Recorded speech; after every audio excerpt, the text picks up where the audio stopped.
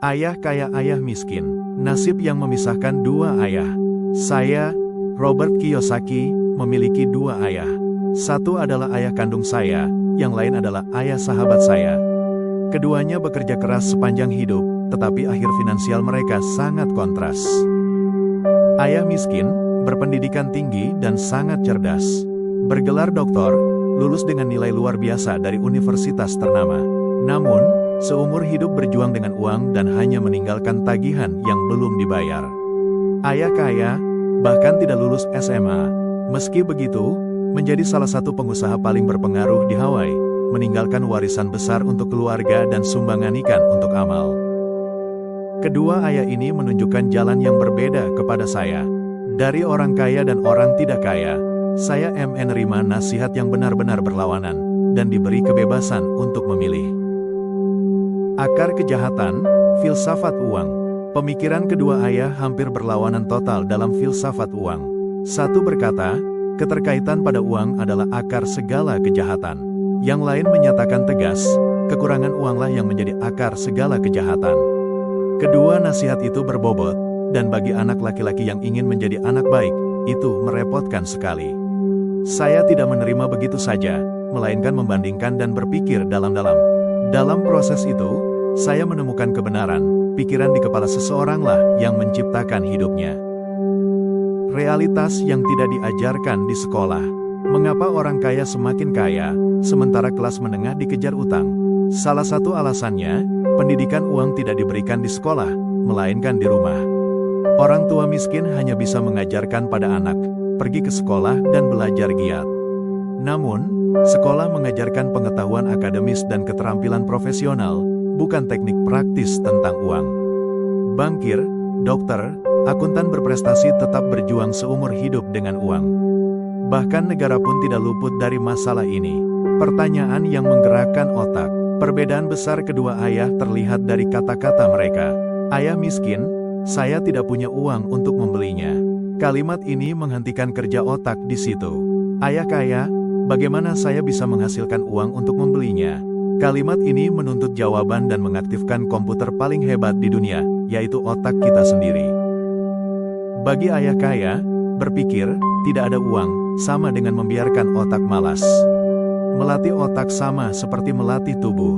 Dengan latihan yang tepat, yaitu pemikiran yang tepat, peluang menjadi kaya meningkat. Dua jalan, satu keputusan. Kedua ayah berbeda total dalam karir, investasi, pajak, hingga pandangan tentang rumah pribadi. Satu mendorong, masuklah ke perusahaan bagus. Yang lain mendorong, belilah perusahaan bagus. Satu menyebut rumah pribadi sebagai aset terbesar, yang lain menyebutnya kewajiban. Saya teringat puisi Robert Frost The Road Not Taken. Di hutan, jalan terbelah dua. Saya mengabaikan nasihat ayah kandung berpendidikan tinggi dan, pada usia 9 tahun, memilih jalan yang jarang dilalui, yaitu ajaran ayah kaya. Keputusan inilah yang mengubah hidup saya selamanya. Ajaran ayah kaya, uang adalah kekuatan. Namun, yang lebih kuat adalah pendidikan tentang uang. Kuasai cara kerja uang, maka Anda bisa membuat uang bekerja untuk membangun kekayaan. Selama 30 tahun, ayah kaya mengajarkan saya pedoman membangun kekayaan, hanya 6 ajaran penting. Orang kaya tidak bekerja untuk uang. Pelajari cara membaca alur uang. Miliki bisnis sendiri. Dirikan perusahaan untuk menghemat pajak. Orang kaya menciptakan uang. Bekerja bukan untuk uang, melainkan untuk belajar. Ajaran inilah kunci bertahan di dunia yang tidak stabil. Pelajaran pertama, orang kaya tidak bekerja untuk uang.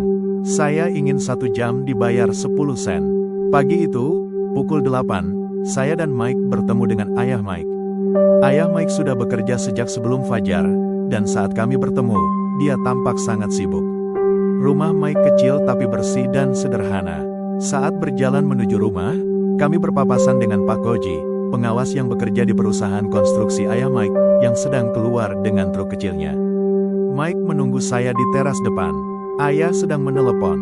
Dia bilang tunggu di teras belakang, kata Mike sambil membuka pintu. Saat melangkah masuk ke rumah tua itu, lantai kayu berderit di bawah kaki kami. Di dalam, ada tikar murah yang sudah usang karena sering dilalui orang. Tikar itu bersih, tapi jelas sudah waktunya diganti. Ruang tamu sempit, penuh dengan sofa tua yang kini mungkin dianggap barang antik. Suasana terasa pengap. Di sofa dua duduk, dua wanita yang tampak sedikit lebih tua dari ibu saya duduk berhadapan dengan seorang pria berpakaian seragam kerja kuning kecoklatan. Baju dan celananya rapi disetrika, tapi tanpa kanji. Sepatu bot kerjanya mengkilap. Pria itu tampak sekitar 45 tahun, 10 tahun lebih tua dari ayah saya. Ketiga orang dewasa itu tersenyum saat melihat saya dan Mike berjalan melewati ruang tamu menuju dapur yang mengarah ke teras belakang. Saya tersenyum malu-malu balik. "Siapa mereka?" tanya saya pada Mike setelah kami sampai di teras. "Orang-orang yang bekerja untuk ayah." Pria tua itu pengelola gudang. Dua wanita itu manajer restoran. Pak Koji yang tadi kita lihat di luar. Dia mengawasi proyek jalan, sekitar 50 mil dari sini. Ada Koji lain yang mengawasi proyek bangunan rumah. Dia sudah masuk sebelum kamu datang. Setiap hari begini, bukan selalu, tapi sering. Mike tersenyum sambil menarik kursi dan duduk di samping saya. "Aku bilang ke ayah kalau kita ingin diajari cara menghasilkan uang." "Oh, ya, dia bilang apa?" tanya saya, sedikit deg-degan. "Dia kelihatan aneh dulu, terus bilang dia punya tawaran untuk kita." Saya memiringkan kursi, menyandarkan punggung ke dinding. Mike melakukan hal yang sama. "Tawaran apa, kira-kira?" "Sebentar lagi kita tahu."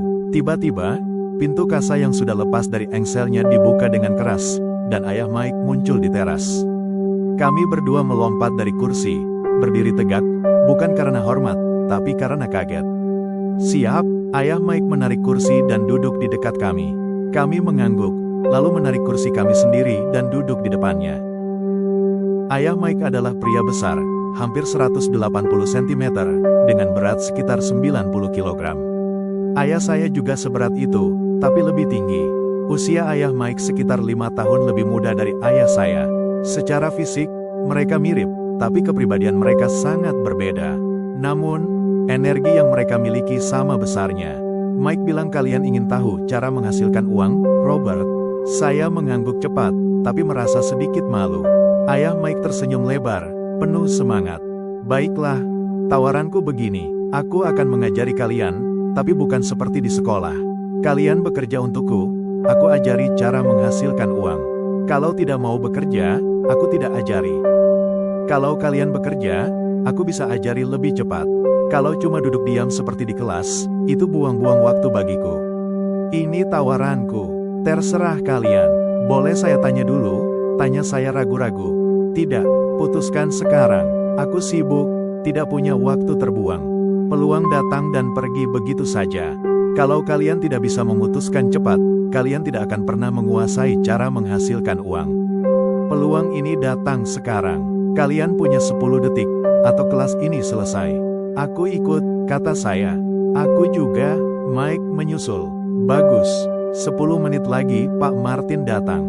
Setelah selesai bicara denganku, dia akan membawa kalian ke toko untuk mulai bekerja.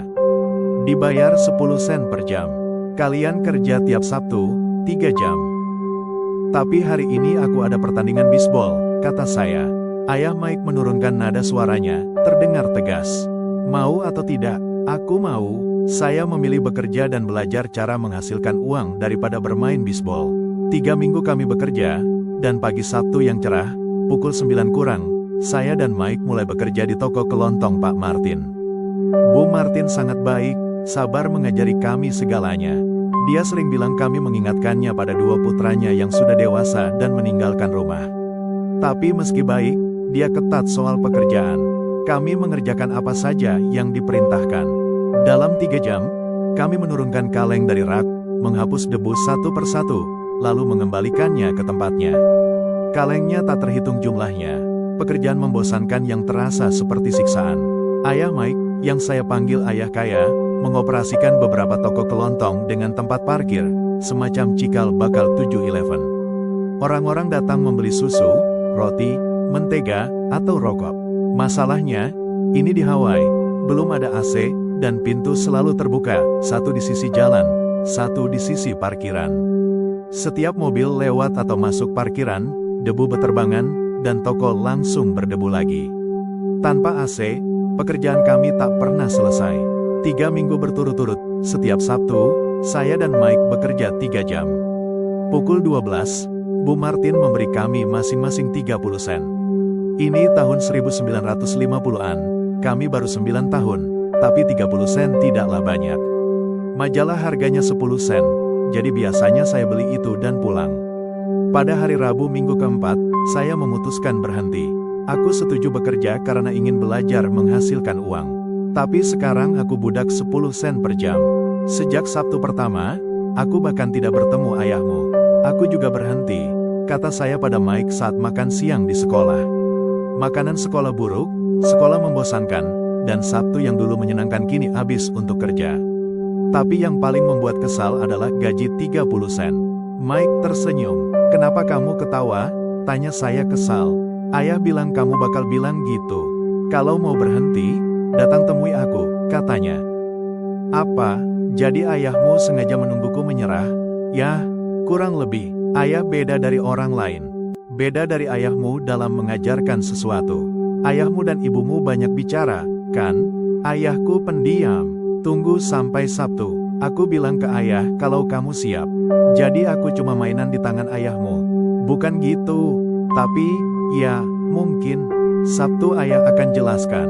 Bukan sekadar bicara yang mendidik. Saya menunggu momen itu, siap membalas. Ayah saya, ayah miskin, juga marah pada ayah kaya.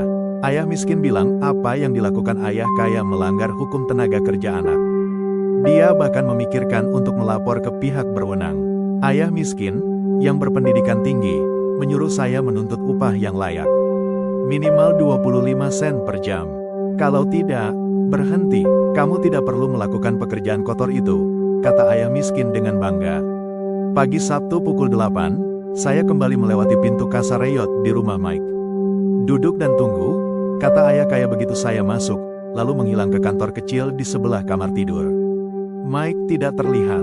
Saya merasa tidak pada tempatnya, tapi duduk di samping 2 wanita yang 4 minggu lalu juga ada di sana. Mereka tersenyum dan menggeser posisi untuk memberi saya tempat. 45 menit berlalu. Saya kesal. 2 wanita itu sudah masuk dan keluar dari kantor. Begitu juga pria yang lebih tua yang datang belakangan. Rumah kosong, hanya saya di ruang tamu berdebu, menunggu penipu pengeksploitasi anak itu. Saya bisa pulang, tapi entah kenapa, saya tetap tinggal. 15 menit kemudian, tepat pukul 9, ayah kaya keluar dari kantor. Tanpa bicara, dia memberi isyarat agar saya masuk ke kantornya yang sederhana. Jadi, kamu mau minta kenaikan gaji, atau berhenti? Tanya ayah kaya sambil memutar kursi.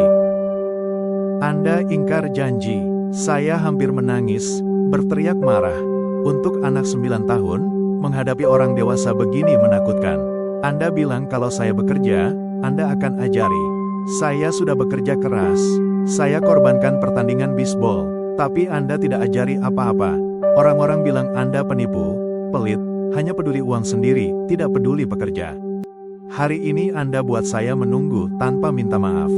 Hanya karena saya anak kecil, bukan berarti Anda bisa seenaknya. Ayah kaya bersandar di kursi, menyilangkan tangan di bawah dagu, menatap saya seperti menilai. Tidak buruk, kurang dari sebulan, kamu sudah bicara seperti kebanyakan karyawanku. Apa maksudnya? Saya bingung, lalu melanjutkan mengeluh. Saya kira Anda akan ajari banyak hal, tapi Anda cuma menyiksa saya. Ini kejam. Saya sudah mengajar, kata ayah kaya tenang. Apa yang Anda ajarkan? Tidak ada. Saya marah. Sejak saya setuju bekerja untuk 10 sen per jam, Anda bahkan tidak pernah bicara dengan saya. 3 minggu saya bekerja, Anda tidak ajari apa-apa. Harusnya saya lapor ke pemerintah. Ada undang-undang tenaga kerja anak, tahu? Ayah saya bekerja untuk pemerintah. Oh, sekarang kamu bicara seperti mantan karyawan yang saya pecat atau yang mengundurkan diri. Jadi Anda mau beralasan apa? Saya semakin berani. Anda bohong. Saya bekerja, tapi Anda ingkar janji. Tidak ajari apa-apa. Bagaimana kamu tahu saya tidak mengajari apa-apa? Tanya ayah kaya pelan. Karena Anda tidak pernah bicara dengan saya. 3 minggu saya bekerja, Anda tidak ajari apa-apa. Saya cemberut. Mengajar itu harus bicara atau kuliah. Ya, kurang lebih, itu cara sekolah. Ayah kaya tersenyum. Tapi kehidupan tidak mengajar begitu. Tapi, kehidupan adalah guru terbaik. Kebanyakan, kehidupan tidak bicara padamu. Ia mendorongmu, menarikmu ke sana kemari. Setiap dorongan itu, kehidupan berkata, bangun, ada yang harus kamu pelajari. Orang ini ngomong apa sih, pikir saya dalam hati. Kehidupan mendorongku, kehidupan bicara padaku, ini pekerjaan harus saya tinggalkan. Orang ini gila. Kalau kamu bisa belajar dari dorongan kehidupan, kamu akan sukses. Kalau tidak, kehidupan akan terus mendorongmu. Ada dua jenis orang. Satu, didorong kehidupan dan menyerah. Dua, didorong dan melawan. Tapi kebanyakan melawan ke orang yang salah. Bos, pekerjaan, suami, istri. Mereka tidak tahu kehidupan yang mendorong mereka. Saya tidak mengerti apa-apa. Setiap orang didorong kehidupan. Ada yang menyerah, ada yang melawan. Tapi sedikit yang belajar dan maju. Orang-orang ini menyambut dorongan kehidupan. Mereka tahu ada yang harus dipelajari. Mereka ingin belajar. Mereka belajar setiap kali didorong, lalu maju. Tapi kebanyakan menyerah. Dan segelintir seperti kalian memilih melawan. Kehidupan mendorong saat ada peluang belajar. Ayah kaya berdiri, menutup jendela tua yang berderit. Kalau kamu belajar dari pelajaran kehidupan, kamu akan jadi pemuda bijak, kaya, bahagia. Kalau tidak, kamu akan mengeluh soal gaji rendah, bos menyebalkan, seumur hidup. Berharap sesuatu yang besar menyelesaikan masalah uangmu, hanya bermimpi. Ayah kaya menoleh dari jendela, memastikan saya masih mendengarkannya. Mata kami bertemu, kami saling menatap. Lewat jendela, kata-kata tak terucap mengalir di antara kami. Saat itu, saya akhirnya mengerti maksudnya. Saya menunduk, ayah kaya benar. Saya mengeluh, menyalahkannya. Tapi saya yang bilang ingin belajar. Saya yang memilih melawan. Atau, kalau kamu tidak punya nyali, setiap dorongan kehidupan membuatmu menyerah. Kamu hanya melintasi jembatan aman, melakukan hal biasa, menyimpan energi untuk dua acara besar yang tidak pernah datang. Lalu kamu mati sebagai orang tua yang pahit. Kamu akan punya banyak teman, pekerja keras, baik hati.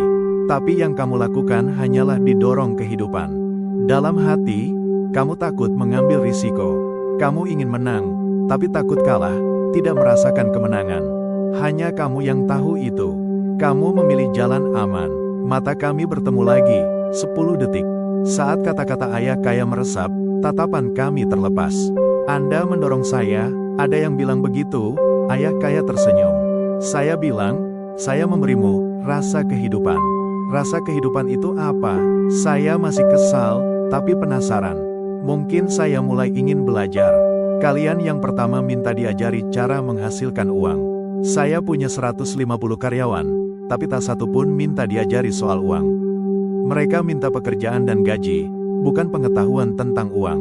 Jadi, saat Mike bilang kalian ingin tahu cara menghasilkan uang, saya putuskan buat kurikulum yang mirip kehidupan nyata. Saya bisa bicara sampai mulut kering, tapi kalian tidak akan mengerti. Jadi, saya biarkan kehidupan mendorong kalian, supaya kalian mendengarkan. Saya bayar 10 sen karena itu. Apa yang saya pelajari dari bekerja 10 sen per jam? Bahwa Anda pelit, mengeksploitasi pekerja.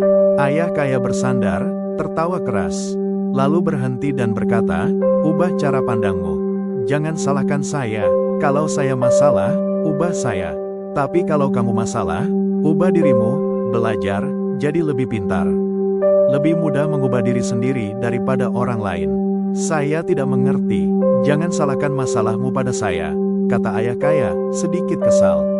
Tapi Anda cuma bayar 10 sen. Ya, apa yang kamu pelajari? Ayah kaya tersenyum. Anda pelit, saya menyeringai jahil. Itu dia. Kamu masih menyalahkan saya. Tapi memang iya, selama berpikir begitu, kamu tidak belajar apa-apa. Kalau saya bukan masalah, apa pilihannya? Kalau gaji tidak naik, perlakuan tidak lebih baik, dan tidak diajari menghasilkan uang, kamu berhenti. Ya, kebanyakan orang begitu. Berhenti, cari pekerjaan baru dengan gaji lebih tinggi, berpikir itu selesaikan masalah. Tapi biasanya tidak. Lalu bagaimana menyelesaikan masalah? Tetap bekerja 10 sen per jam sambil tersenyum. Ayah kaya tersenyum. Banyak yang tidak berhenti melakukan itu. Mereka tahu gaji tidak cukup untuk keluarga. tapi tetap terima gaji, menunggu kenaikan. Ya, banyak orang begitu. Ada yang kerja sampingan, tapi gajinya tetap kecil. Saya duduk, menatap lantai. Kata-kata ayah kaya mulai masuk akal. Ini, rasa kehidupan. Saya menengadah, mengulang pertanyaan. Lalu bagaimana menyelesaikan masalah? Ini, ayah kaya mengetuk kepala saya. Gunakan ini. Pelajaran pertama, perbedaan cara berpikir. Ayah kaya lalu mengajarkan sesuatu yang sangat penting, yang membedakan dia dari karyawannya dan ayah miskin. Sementara ayah miskin, yang berpendidikan tinggi, terus berjuang dengan uang, ayah kaya menjadi orang terkaya di Hawaii hanya karena cara berpikir. Ini satu-satunya perbedaan yang membuat perbedaan besar dalam hidup. Orang kelas menengah ke bawah bekerja untuk uang. Orang kaya membuat uang bekerja untuk mereka. Ayah kaya mengulang ini berkali-kali. Saya menyebutnya pelajaran pertama. Sekolah mengajarkan cara bekerja untuk uang. Pagi cerah itu, saya mulai belajar cara pandang yang berbeda dari yang diajarkan ayah miskin. Di usia 9 tahun, saya menyadari dua ayah saya mengajarkan hal berbeda. Keduanya bilang, belajar giat. Tapi soal apa yang dipelajari, mereka berbeda. Ayah miskin yang berpendidikan tinggi menasihati seperti yang dia lakukan. Nak, belajarlah giat, dapat nilai bagus, cari pekerjaan tetap di perusahaan besar dengan gaji dan tunjangan baik. Ayah kaya bilang, pelajari cara kerja uang, buat uang bekerja untukmu. Saat dewasa, ayah kaya mengajari saya banyak cara, tapi semua di luar kelas. Ketakutan dan hasrat adalah pendorong. Pelajaran pertama ayah kaya belum selesai. Saya senang kalian marah soal 10 sen. Kalau kalian senang bekerja, saya tidak punya yang bisa diajarkan. Untuk belajar, butuh energi, hasrat, keinginan tahu yang besar. Kemarahan adalah pendorong. Hasrat lahir dari kemarahan dan cinta. Soal uang, kebanyakan orang ingin aman. Tidak ada hasrat, mereka didorong ketakutan. Itu sebab ada yang mau kerja dengan gaji rendah. Ya, di tempat saya, gaji tidak setinggi perkebunan tebu atau kantor pemerintah. Ada yang bilang saya mengeksploitasi, tapi menurut saya, mereka mengeksploitasi diri sendiri karena ketakutan mereka, bukan saya. Tapi Anda tidak berpikir harus bayar lebih. Tidak ada alasan. Lagi pula, naikkan gaji tidak selesaikan masalah. Lihat ayahmu, gaji tinggi, tapi kesulitan bayar tagihan. Kebanyakan orang, gaji naik, tagihan juga naik. Jadi 10 sen itu bagian dari pelajaran, saya tersenyum. Benar, ayah kaya juga tersenyum. Ayahmu berpendidikan tinggi, dapat pekerjaan bagus. Tapi kesulitan uang karena sekolah tidak ajarkan soal uang. Yang terburuk, dia percaya bekerja untuk uang itu benar. Anda tidak berpikir begitu, tidak. Kalau ingin belajar bekerja untuk uang, pergilah ke sekolah. Tapi kalau ingin uang bekerja untukmu, saya ajari. Kalau kamu mau belajar, kalau begitu, semua orang mau belajar, kan? Tidak, soalnya belajar bekerja untuk uang lebih mudah. Apalagi soal uang, ketakutan sering menentukan keputusan. Saya tidak mengerti, saya mengerutkan kening. Sekarang tidak apa-apa, ingat saja, kebanyakan orang terus bekerja karena ketakutan. Takut tagihan tidak terbayar, takut dipecat, takut kehabisan uang, takut gagal kalau coba lagi. Ketakutan ini adalah harga yang dibayar kalau memilih belajar dan bekerja untuk uang. Kebanyakan jadi budak uang, lalu marah pada bos. Belajar membuat uang bekerja untukmu butuh cara berbeda. Ya, sangat berbeda, uang bekerja untukmu. Pagi cerah di Hawaii, kami duduk diam. Teman-teman sekolah mulai bermain bisbol. Tapi entah kenapa, saya merasa senang memilih kerja 10 sen. Saya akan belajar sesuatu yang tidak diajarkan sekolah. Siap belajar? Siap. Saya tersenyum. Saya menepati janji. Hanya mengajarmu dari jauh. Dalam usia 9 tahun, kamu tahu rasa bekerja untuk uang. Bayangkan 1 bulan ini berlangsung 50 tahun. Seperti kebanyakan orang, saya tidak mengerti. Saat menunggu saya, apa yang kamu rasakan? Saat minta lebih banyak uang setelah dapat kerja, sangat tidak enak. Kalau memilih bekerja untuk uang, kamu akan merasa begitu seumur hidup, seperti kebanyakan orang. Ayah kaya melanjutkan, saat Bu Martin taruh 3 koin 10 sen di tanganmu setelah 3 jam kerja, apa yang kamu rasakan? Tidak cukup, sangat mengecewakan. Kebanyakan pekerja merasa begitu saat terima gaji, apalagi setelah dipotong pajak. Kamu masih dapat 100%, lebih baik. Kebanyakan pekerja tidak dapat semua gajinya, saya kaget. Ya, pemerintah ambil bagian dulu. Bagaimana caranya? Pajak. Dapat uang, kena pajak. Belanja, kena pajak. Menabung, kena pajak. Mati, kena pajak. Kenapa orang biarkan pemerintah begitu? Orang kaya tidak biarkan. Ayah kaya menyeringai. Hanya kelas menengah ke bawah yang patuh bayar pajak. Saya dapat lebih banyak dari ayahmu, tapi dia bayar pajak lebih banyak. Bagaimana bisa? Di usia 9 tahun, saya tidak mengerti. Pemerintah tidak izinkan. Tapi saya tidak bahas itu sekarang. Ayah kaya diam, ingin saya dengar tanpa bertanya. Saya akhirnya diam. Saya tidak suka omongannya. Tahu ayah saya sering mengeluh soal pajak tinggi, tapi tidak berbuat apa-apa. Ini dorongan kehidupan untuk ayah.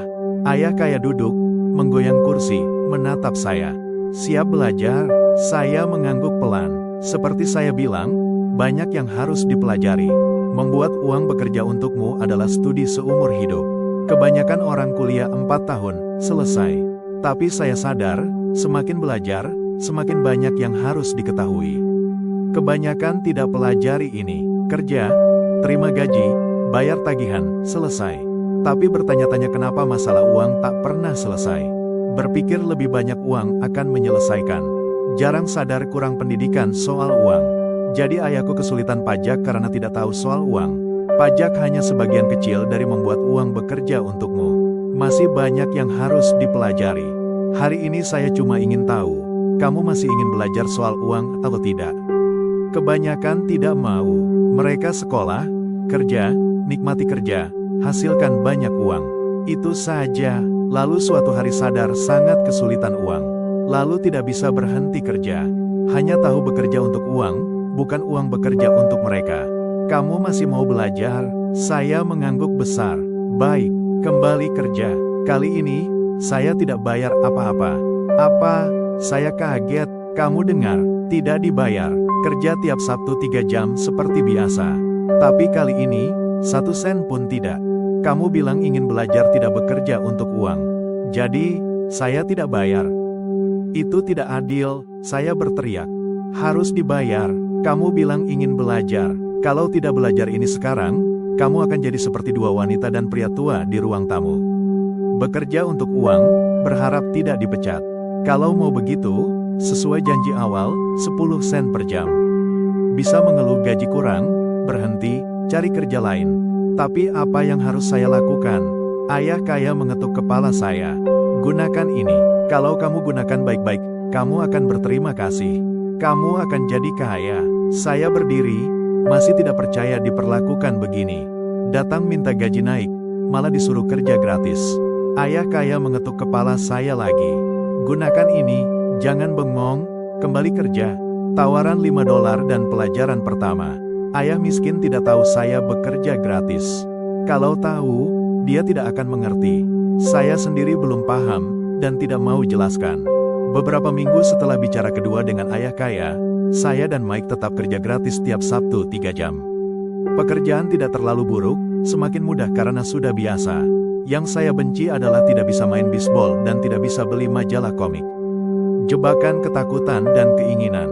Sabtu ketiga siang, ayah kaya datang ke toko.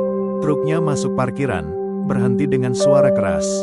Dia menyapa Bu Martin, memeriksa toko, lalu mengambil 2 es krim dari lemari pendingin, membayar, dan memberi isyarat agar kami ikut. Ayo jalan-jalan sebentar. Kami menyeberang jalan, melewati rumput besar, sampai ke meja piknik. Beberapa orang dewasa bermain bisbol di rumput. Ayah kaya memberi kami es krim. Bagaimana pekerjaan? Lumayan, jawab Mike. Saya mengangguk. Belajar sesuatu? Tanya ayah kaya. Kami saling pandang, menggeleng. Harus pakai kepala. Kalian sedang belajar pelajaran terbesar dalam hidup. Kuasai ini, kalian akan punya kebebasan dan stabilitas. Gagal, kalian akan seperti Bu Martin atau pemain bisbol di sini.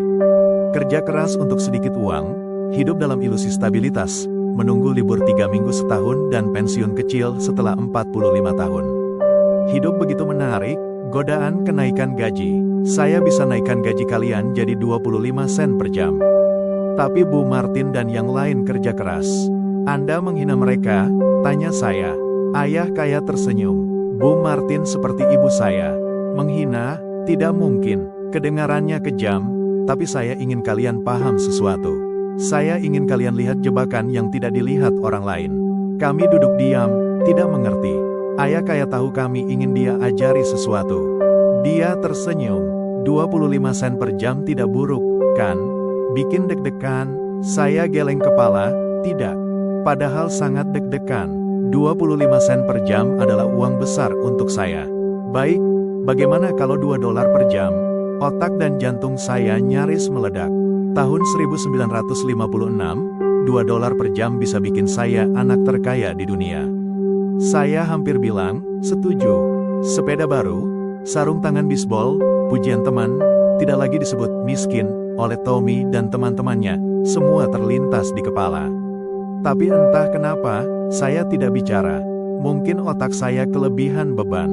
Tapi di sudut pikiran, $2 per jam terdengar luar biasa. Es krim meleleh, menetes ke tangan, lalu ke tanah, menarik semut.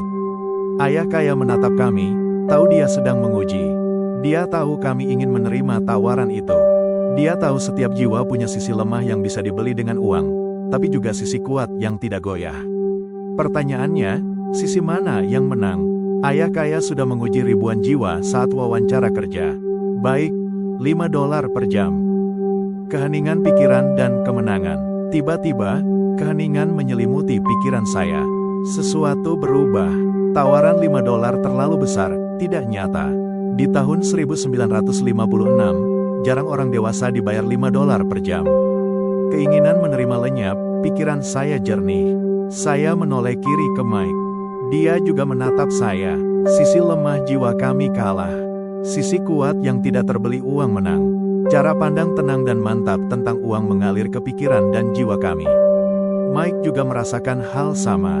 Jebakan ketakutan dan keinginan dalam hidup, kata ayah kaya pelan. Kebanyakan orang punya harga, karena setiap orang punya emosi ketakutan dan keinginan. Takut tidak punya uang, mereka kerja keras. Terima gaji, keinginan muncul, ingin beli ini itu. Saat itulah pola hidup ditentukan. Pola apa? Tanya saya. Bangun, kerja, bayar tagihan. Bangun, kerja, bayar tagihan. Hidup mereka dikuasai ketakutan dan keinginan. Meski gaji naik, pengeluaran naik, pola tidak berubah. Ini yang saya sebut rat race. Ada cara lain? Tanya Mike. Ada, tapi hanya segelintir yang menemukan. Cara apa? Tanya Mike lagi. Itu yang harus kalian temukan saat bekerja dan belajar denganku. Makanya saya hentikan bayaran kalian. Beri sedikit petunjuk, kami mulai bosan kerja keras, apalagi gratis, kata saya. Baik, langkah pertama, katakan yang sebenarnya. Emosi dan pikiran. Kami tidak bohong, saya membela diri. Bukan bilang kalian bohong, katakan yang sebenarnya pada diri sendiri. Tentang apa? Tentang perasaanmu. Tidak perlu bilang ke orang lain, cukup pada diri sendiri. Orang-orang di taman ini, karyawanmu, Bu Martin, tidak melakukan itu. Saya pikir begitu. Mereka tidak hadapi perasaan mereka, hanya khawatir kehabisan uang. Mereka bereaksi tanpa berpikir. Ayah kaya mengetuk kepala kami. Saat dapat uang, kegembiraan, keinginan, keserakahan muncul, mereka bereaksi tanpa berpikir. Jadi, bereaksi dengan emosi, bukan berpikir, kata Mike. Benar, alih-alih jujur pada perasaan, mereka bereaksi dengan emosi. Takut, jadi kerja, berharap uang hilangkan ketakutan. Tapi ketakutan tidak hilang, malah ketakutan baru muncul, kembali kerja. Ketakutan jebak mereka. Kerja berharap ketakutan hilang, tapi tidak hilang, jadi kerja lagi. Jebakan, tapi besok pagi, ketakutan yang sama menunggu. Jutaan orang lalui malam gelisah karena ketakutan ini. Pagi, mereka lompat dari tempat tidur, kerja, berharap gaji hilangkan ketakutan yang menggerogoti jiwa mereka. Hidup mereka dikuasai uang, tapi mereka tidak akui. Emosi dan jiwa mereka dikuasai uang. Ayah kaya diam, menunggu kami mencerna. Kami mendengar, tapi tidak sepenuhnya mengerti. Yang kami tahu, kami sering bertanya-tanya kenapa orang dewasa buru-buru kerja, padahal tidak terlihat menikmati. Melihat kami mulai paham, ayah kaya melanjutkan. Saya ingin kalian hindari jebakan ini. Ini yang ingin saya ajarkan. Bukan cuma cara jadi kaya, karena kaya saja tidak selesaikan masalah. Kaya tidak selesaikan masalah, saya kaget. Tidak, harus jelaskan emosi lain, keinginan. Ada yang bilang, keserakahan, saya bilang, keinginan. Wajar ingin yang lebih baik, lebih indah, lebih menyenangkan. Orang kerja untuk keinginan, untuk kegembiraan yang dibeli uang. Tapi kegembiraan dari uang biasanya tidak tahan lama. Jadi mereka butuh lebih banyak uang untuk lebih banyak kegembiraan, kenyamanan, stabilitas. Mereka terus kerja, berpikir uang sembuhkan jiwa yang diputarbalikkan ketakutan dan keinginan.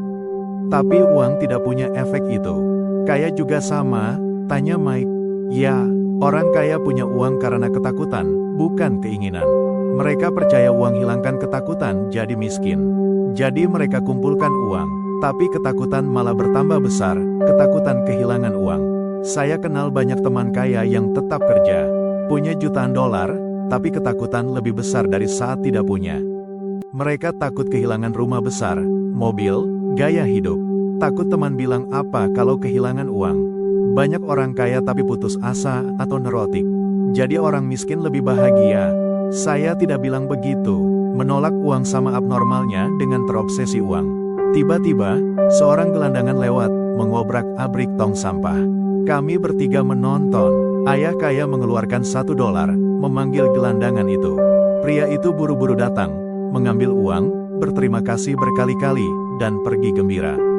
Kebanyakan karyawan saya tidak jauh beda dari dia. Banyak bilang, saya tidak peduli uang, tapi kerja 8 jam sehari. Itu menyangkal kebenaran. Kalau tidak peduli uang, kenapa kerja? Pikiran seperti ini lebih abnormal dari penimbun uang. Kata-kata ayah kaya mengingatkan saya pada ayah miskin, yang sering bilang, saya tidak peduli uang, dan saya kerja karena suka pekerjaan. Jadi apa yang harus kami lakukan? Berhenti kerja untuk uang sampai ketakutan dan keinginan hilang? Tidak, itu buang waktu. Emosi membuat kita manusia. Emosi, emotion, artinya energi untuk bergerak. Jujur pada emosi, gunakan untuk kebaikanmu, bukan keburukan. Wah, Mike memegang kepala. Tidak apa-apa kalau belum paham. Nanti akan mengerti. Ingat, jadilah pengamat emosi, bukan bereaksi. Kebanyakan tidak sadar emosi kuasai tindakan dan pikiran mereka. Punya emosi boleh, tapi pelajari cara berpikir dengan kepala.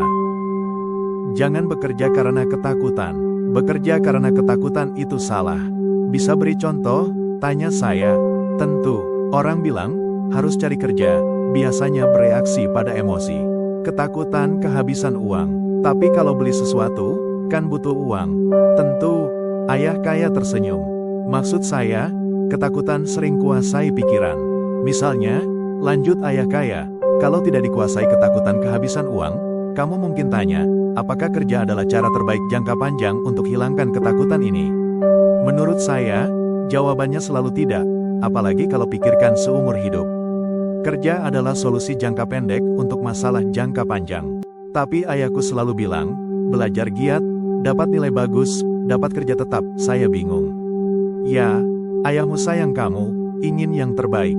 Saya juga paham, banyak orang menasihati begitu. Tapi mereka melakukannya karena ketakutan. Ayahku juga karena ketakutan. Ya, ayahmu takut kamu tidak bisa cari uang, jadi tersisih. Bukan berarti buruk. Dia ingin yang terbaik, tapi ketakutan buat dia kerja setiap pagi demi uang, dan suruh kamu sekolah demi alasan sama. Kalau Anda, apa yang Anda sarankan? Saya ingin kalian pelajari kekuatan uang, bukan takut padanya. Sekolah tidak ajarkan itu. Kalau tidak pelajari, kalian jadi budak uang. Mata yang melihat yang tak terlihat. Saya mulai paham. Ayah kaya suruh kami perluas pandangan. Lihat apa yang tidak dilihat Bu Martin, karyawannya, atau ayah miskin. Contohnya terdengar kejam, tapi pesannya tertanam kuat. Pandangan saya meluas. Saya lihat jebakan yang menanti banyak orang. Kami semua kerja untuk seseorang. Hanya peran berbeda. Saya ingin kalian punya kesempatan hindari jebakan ketakutan dan keinginan. Gunakan emosi untuk kebaikan, bukan keburukan. Itu yang ingin saya ajarkan. Bukan cuma cara kaya, karena kaya tidak hilangkan ketakutan atau keinginan. Tanpa kendali emosi, kaya cuma jadi budak dengan lebih banyak uang. Lalu bagaimana hindari jebakan? Tanya saya.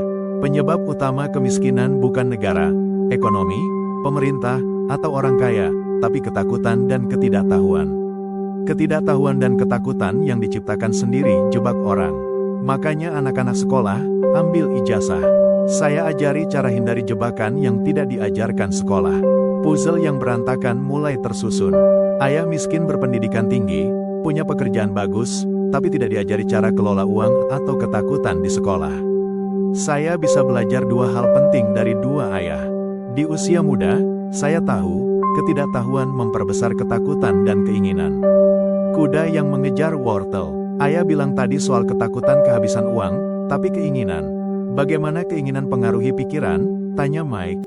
Saat saya tawarkan kenaikan gaji, apa yang kalian rasakan? Serakah? Kami mengangguk. Tapi kalian tidak tenggelam dalam emosi, bisa berpikir. Itu yang terpenting. Kita akan selalu punya ketakutan dan keinginan. Yang penting, gunakan untuk kebaikan jangka panjang, jangan sampai kuasai pikiran. Kebanyakan gunakan untuk keburukan karena ketidaktahuan. Mereka ikuti ketakutan dan keinginan tanpa pikir kemana arahnya. Mengejar gaji tinggi, kenaikan, kerja tetap. Seperti kuda dengan wortel di depan hidung, tarik beban berat tanpa tahu kemana, cuma kejar wortel yang tak pernah didapat. Besok, wortel baru digantung. Jadi sarung tangan bisbol, permen, mainan yang saya bayangkan, itu wortel, tanya Mike. Ya, saat dewasa, wortelnya lebih mahal, mobil baru, kapal, rumah besar untuk pamer. Ayah kaya tersenyum. Ketakutan dorong kalian keluar pintu. Keinginan panggil kalian ke jalan berbatu penuh jebakan. Lalu apa yang harus dilakukan? Tanya Mike. Ketidaktahuan perbesar ketakutan dan keinginan. Banyak orang kaya takut kehilangan uang lebih besar saat makin kaya. Uang adalah wortel, ilusi. Miliaran orang percaya ilusi ini karena ketakutan dan keinginan. Kalau kuda bisa lihat dirinya dari jauh, ia paham posisinya, pikir ulang apakah kejar wortel itu baik. Ayah kaya jelaskan hidup adalah perang antara ketidaktahuan dan pencerahan. Ketidaktahuan menyelinap saat kita berhenti cari informasi dan pengetahuan. Perang ini ditentukan setiap keputusan, buka pikiran untuk pengetahuan atau tidak. Sekolah sangat penting. Kalian sekolah untuk jadi dokter, insinyur, seniman, koki, pengusaha, polisi, tentara, profesi yang dibutuhkan masyarakat. Tapi sayang, kebanyakan anggap lulus sekolah adalah tujuan, bukan awal. Kami bertiga diam. Ayah kaya tersenyum. Hindari jebakan, berpikir. Saya tidak paham semua yang dikatakan ayah kaya hari itu. Tapi seperti guru hebat, kata-katanya tinggal di hati saya, terus mengajari. Saya lupa detailnya, tapi pelajarannya tetap hidup. Hari ini saya kejam, tapi sengaja. Supaya kalian ingat, jangan lupa Bu Martin, kuda dan wortel. Kalau tidak sadar ketakutan dan keinginan kuasai pikiran, kalian akan tersesat ke jalan penuh jebakan terbesar. Hidup dalam ketakutan tanpa wujudkan mimpi, itu kejam. Bekerja untuk uang, berpikir bisa beli kebahagiaan, juga kejam. Bangun tengah malam khawatir tagihan, itu terburuk. Hidup ditentukan gaji, bukan hidup sejati. Berpikir kerja beri stabilitas adalah menipu diri. Itu kejam. Saya tidak ingin kalian terjebak. Saya lihat banyak contoh uang kuasai hidup orang. Saya ingin kalian bebas dari uang. Sebuah bola softball menggelinding ke bawah meja. Ayah kaya mengambil dan melempar kembali. Lalu, ketidaktahuan, ketakutan, keinginan, apa hubungannya? Tanya saya. Keinginan dan ketakutan besar karena tidak tahu soal uang. Contoh, dokter naikkan biaya untuk hidup lebih baik. Biaya medis naik, orang miskin paling terpukul, kesehatan mereka memburuk.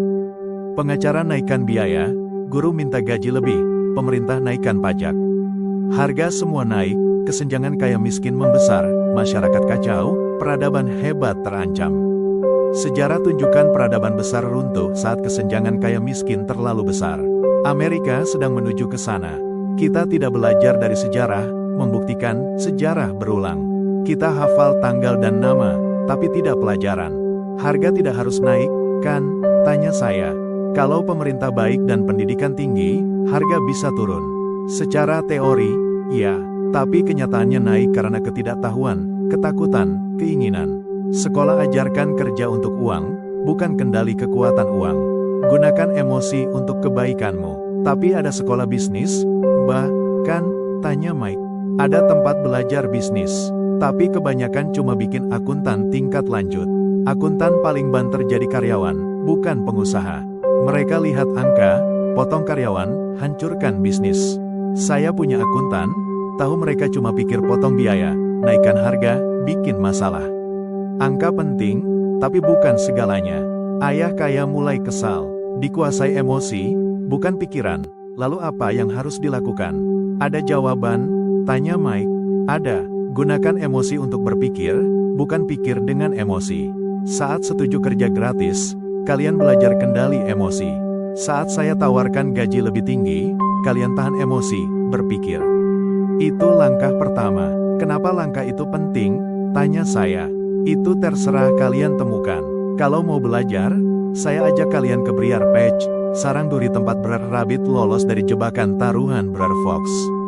Orang biasa hindari sarang duri. Tapi kalau ikut saya, kalian akan tinggalkan pikiran, bekerja untuk uang, belajar, uang bekerja untukmu. Apa yang kami dapat kalau ikut Anda? Tanya saya. Kebebasan, seperti Brer Rabbit lolos dari jebakan tar. Apakah Briar Patch benar-benar ada? Tanya saya. Ada. Ketakutan dan keinginan manusia adalah Briar Patch. Hadapi ketakutan, keinginan, kelemahan, keserakahan, itu jalan keluar. Buka jalan dengan pikiran, pilih pikiran. Pilih pikiran, tidak mengerti, kata Mike. Ya, bukan bereaksi pada emosi, tapi pilih pikiran sendiri. Bukan lompat dari tempat tidur kerja karena takut tagihan, tapi tanya, apakah kerja keras adalah solusi terbaik? Kebanyakan takut akui ketakutan kuasai mereka, jadi tidak berpikir, cuma keluar pintu. Itu terjebak tar. Lalu bagaimana kami bisa melakukannya? Tanya Mike. Itu yang ingin saya ajarkan.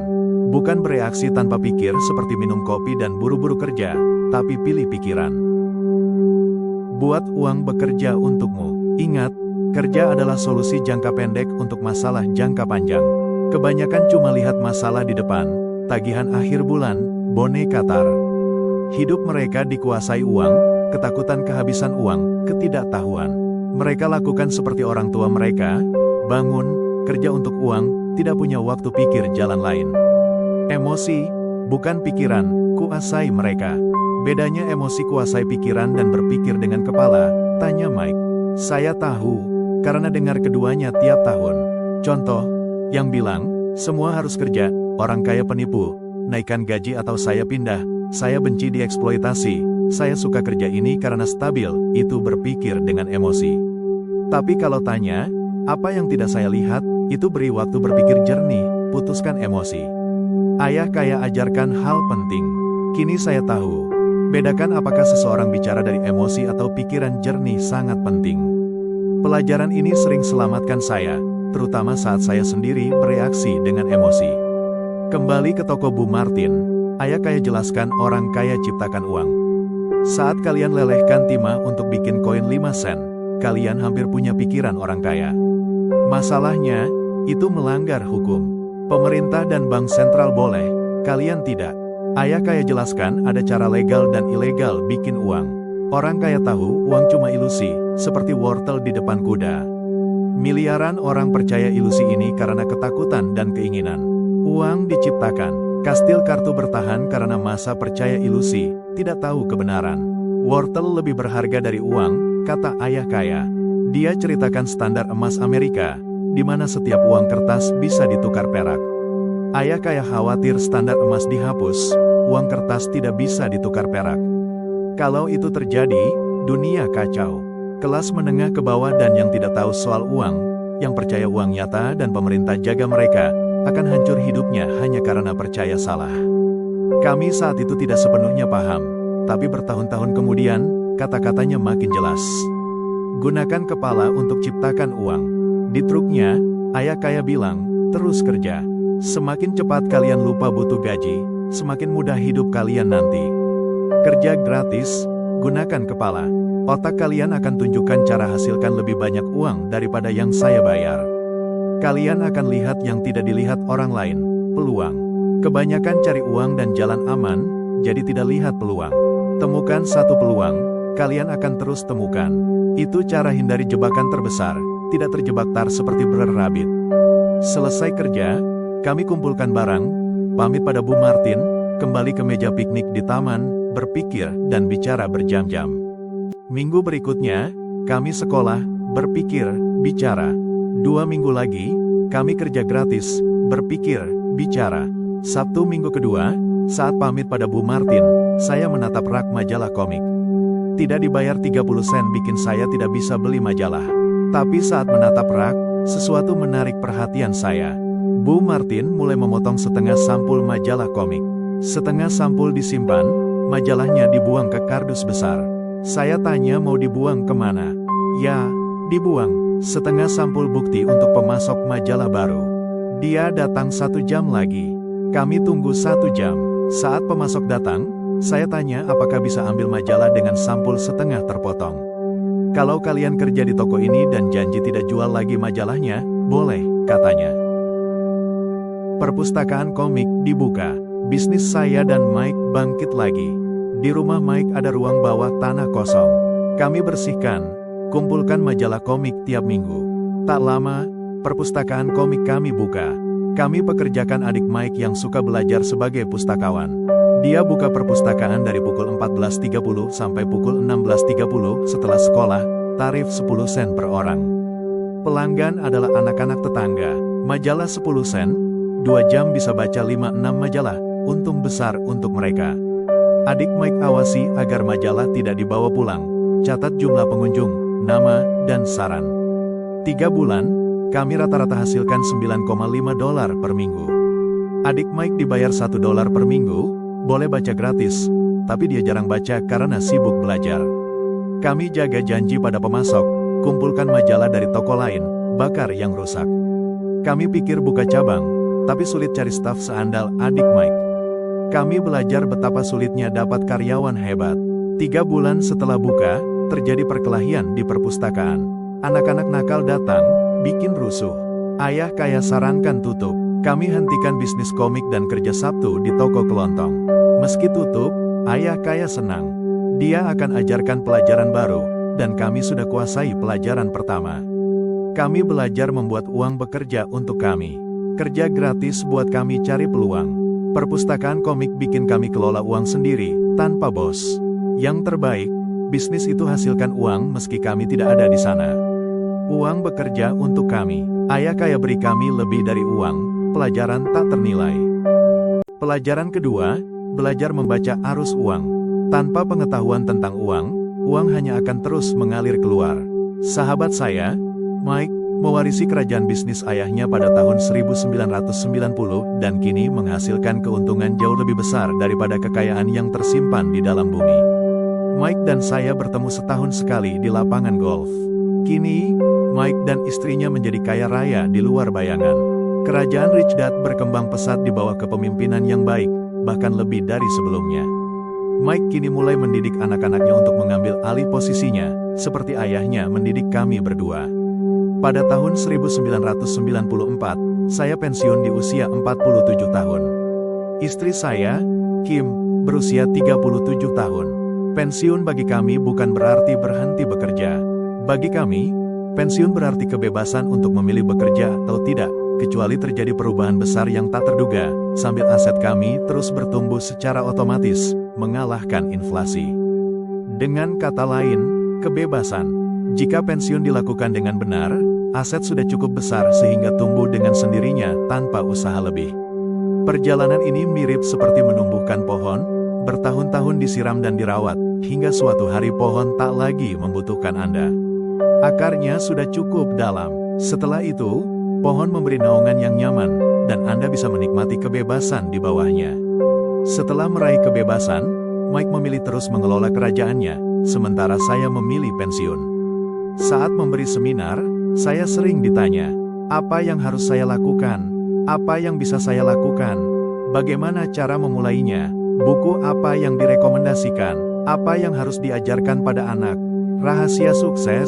Cara membangun kekayaan besar. Setiap kali mendengar pertanyaan seperti ini, saya teringat artikel yang pernah ditunjukkan seseorang kepada saya.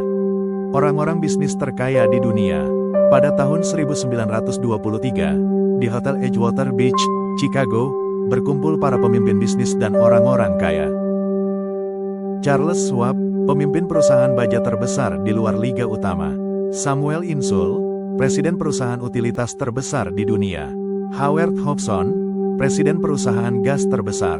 Ivar Kreger, presiden International Match. Leon Fraser, kepala Bank International Acceptance. Richard Whitney, presiden bursa saham New York. Arthur Cutten dan Jesse Livermore, dua spekulan saham terbesar. Albert Fall, anggota kabinet Presiden Harding. 25 tahun kemudian, 9 orang ini berakhir sebagai berikut. Schwab meninggal dalam kebangkrutan setelah 5 tahun hidup dalam utang. Insull meninggal bangkrut di luar negeri. Kreger dan Hobson bangkrut dan meninggal. Cutten menjadi gila.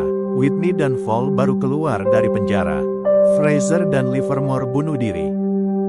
Kita mungkin tak pernah tahu pasti apa yang terjadi pada mereka. Namun, tahun 1923 adalah masa sebelum krisis pasar saham 1929 dan depresi besar, dua peristiwa yang pasti memengaruhi nasib mereka. Yang ingin saya sampaikan, kita hidup di era perubahan yang lebih besar dan lebih cepat daripada yang dialami 9 orang itu.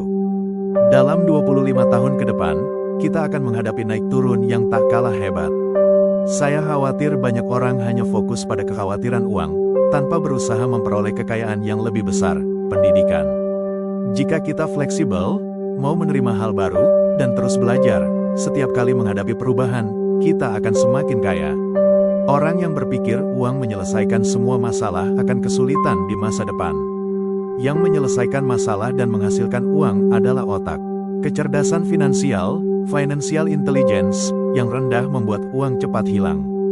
Yang penting dalam hidup bukan berapa banyak uang yang bisa Anda hasilkan, tapi berapa banyak yang bisa Anda pertahankan.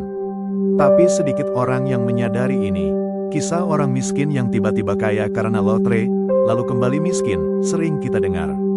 Mereka punya jutaan dolar, tapi kembali ke titik awal. Atlet pro berusia 24 tahun yang digaji jutaan dolar, di usia 34 tahun tidur di bawah jembatan. Pagi ini, koran memberitakan pemain basket muda yang setahun lalu menghasilkan jutaan dolar. Kini ia bekerja di tempat cuci mobil dengan gaji kecil. Teman, pengacara, dan akuntannya mencuri uangnya. Di usia 29 tahun, ia dipecat karena menolak melepas cincin juara saat mencuci mobil. Ia menggugat dengan alasan diskriminasi. Cincin itu satu-satunya yang tersisa. Tampaknya, ia merasa bukan siapa-siapa. Kini, banyak orang menjadi miliarder dalam semalam. Seperti Roaring Twenties kembali hadir. Semua semakin kaya, itu menggembirakan. Tapi dalam jangka panjang, yang penting bukan berapa banyak yang bisa Anda hasilkan, tapi berapa banyak yang bisa Anda pertahankan, dan berapa generasi yang bisa mewarisinya. Tanpa pemahaman ini, orang yang bertanya, apa yang harus saya lakukan dulu? Ajari saya cara cepat kaya, akan kecewa dengan jawaban saya. Jawaban saya sama dengan yang diajarkan Rich Dad dulu. Jika ingin kaya, pelajari tentang uang. Membaca arus uang adalah fondasi gedung pencakar langit. Seperti yang pernah saya tulis, ayah kandung saya, yang berpendidikan lebih tinggi dari Rich Dad, selalu menekankan pentingnya membaca buku. Tapi Rich Dad setiap bertemu saya, terus menekankan perlunya menguasai literasi finansial, financial literacy, kemampuan membaca dan menulis tentang uang. Untuk membangun Empire State Building, Anda harus menggali lubang dalam dan membangun fondasi kuat. Untuk rumah pinggiran, cukup menuang beton setebal 6 inci. Banyak orang ingin cepat kaya, tapi membangun gedung pencakar langit di atas fondasi beton 6 inci. Sistem pendidikan Amerika, yang dibuat di era agraris, masih mengajarkan bahwa rumah tanpa fondasi itu wajar. Anak-anak lulus tanpa pengetahuan dasar tentang uang. Mereka bermimpi memiliki rumah di pinggiran, terjerat utang, tak bisa tidur, lalu berpikir solusinya adalah cepat kaya. Maka dimulailah pembangunan gedung pencakar langit, yang akhirnya jadi menara miring pinggiran. Malam tanpa tidur kembali datang. Mike dan saya memilih jalan yang kokoh sejak kecil karena diajarkan. Untuk membangun Empire State Building, fondasi harus kuat. Banyak orang menganggap akuntansi mata pelajaran paling membosankan dan sulit. Tapi jika ingin kaya dalam jangka panjang, tak ada ilmu yang lebih berguna. Masalahnya, bagaimana mengajarkan ilmu membosankan ini pada anak-anak? Jawabannya sederhana, jadikan simbol. Gunakan gambar. Rich Dad mengajarkan literasi finansial pada Mike dan saya, yang masih anak-anak, dengan cara sangat sederhana, menggambar diagram dan menjelaskan dengan kata-kata. Diagram sederhana itu cukup kami pahami. Setelah kami menguasai istilah dan alur uang, barulah ia mulai menggunakan angka. Kini Mike menguasai analisis akuntansi tingkat tinggi, dibutuhkan untuk mengelola kerajaan bisnis bernilai 10 miliar dolar. Pengetahuan akuntansi saya lebih sederhana karena kerajaan saya lebih kecil. Tapi keduanya dimulai dari fondasi yang sama, diagram sederhana. Di halaman-halaman berikut, saya akan memperkenalkan diagram sederhana yang sama yang digunakan ayah Mike untuk kami. Diagram ini sangat sederhana, tapi membantu dua anak kecil membangun kekayaan besar di atas fondasi kokoh. Perbedaan aset dan liabilitas. Banyak orang tidak tahu perbedaan aset dan liabilitas. Rich Dad berkata, rumah bukan aset. Ini sulit diterima karena banyak orang menganggap memiliki rumah adalah aset. Tapi jika Anda memahami satu hal sederhana ini, rumah adalah liabilitas, menjadi kaya jadi jauh lebih mudah. Salah satu alasan utama orang mengalami kesulitan keuangan adalah mereka tidak benar-benar memahami makna kata-kata ini. Saat Rich Dad mengajarkan ini, saya masih anak-anak. Saya merasa dipermalukan karena dianggap bodoh. Tapi saat saya protes, ia menjawab, "Sampai kamu lebih pintar dariku, aku yakin kamu akan diam." Jawaban itu begitu sederhana, saya butuh waktu untuk memahaminya. Saya bertanya, aset itu apa sih? Rich Dad menjawab sama seperti yang saya katakan tadi. Perbedaan sederhana ini adalah kebijaksanaan sejati, kunci merencanakan hidup, dan jalan keluar dari masalah uang. Sayangnya, semua orang melupakannya. Saya bertanya lagi, jadi, kalau saya tahu apa itu aset dan mendapatkannya, saya akan kaya. Rich Dad tersenyum. Kalau semudah itu, kenapa orang kaya sedikit? Karena mereka tidak tahu perbedaan aset dan liabilitas. Orang dewasa pun tidak mau tahu. Kalau begitu sederhana dan penting, kenapa tidak mau belajar? Saya marah. Penjelasan Rich Dad tentang aset dan liabilitas sangat sederhana, tidak butuh keahlian akuntansi. Kini, saat saya menjelaskan pada orang dewasa, justru jadi sulit. Kenapa? Karena orang dewasa lebih pintar dari anak-anak. Mereka diajari hal-hal rumit, sehingga lupa yang sederhana. Akuntan, pegawai bursa, pemeriksa bank, orang berpendidikan tinggi, berbicara dari sudut pandang berbeda. Sulit bagi orang dewasa untuk berpikir sederhana seperti anak kecil. Mereka curiga ada rahasia di balik penjelasan sederhana. Rich Dad mengajarkan pada anak-anak dengan sangat sederhana. Itu anugerah dari langit. Berkat itu, kami berdua membangun fondasi kekayaan yang kokoh. Saya bertanya lagi, kalau begitu sederhana, kenapa tidak jelas? Kenapa orang mengira liabilitas adalah aset? Jawabannya ada di sistem pendidikan kita yang seragam. Kita tidak diajari logika, membaca menulis financial literacy. Apakah sesuatu aset atau liabilitas ditentukan oleh angka, bukan kata-kata? Di kamus, definisi aset dan liabilitas mungkin jelas bagi akuntan, tapi membingungkan bagi orang biasa. Rich Dad berkata, angka yang tak bisa dibaca sama dengan rumah di atas ranjau darat. Yang penting di dunia akuntansi bukan angka itu sendiri, tapi apa yang diceritakan angka itu. Sama seperti kata-kata, yang penting bukan kata itu, tapi cerita di baliknya. Anda tidak mungkin membaca tanpa memahami isinya. Saya baru saja membeli video player. Ada petunjuk merekam program. Saya ingin merekam, tapi petunjuknya membuat saya gila.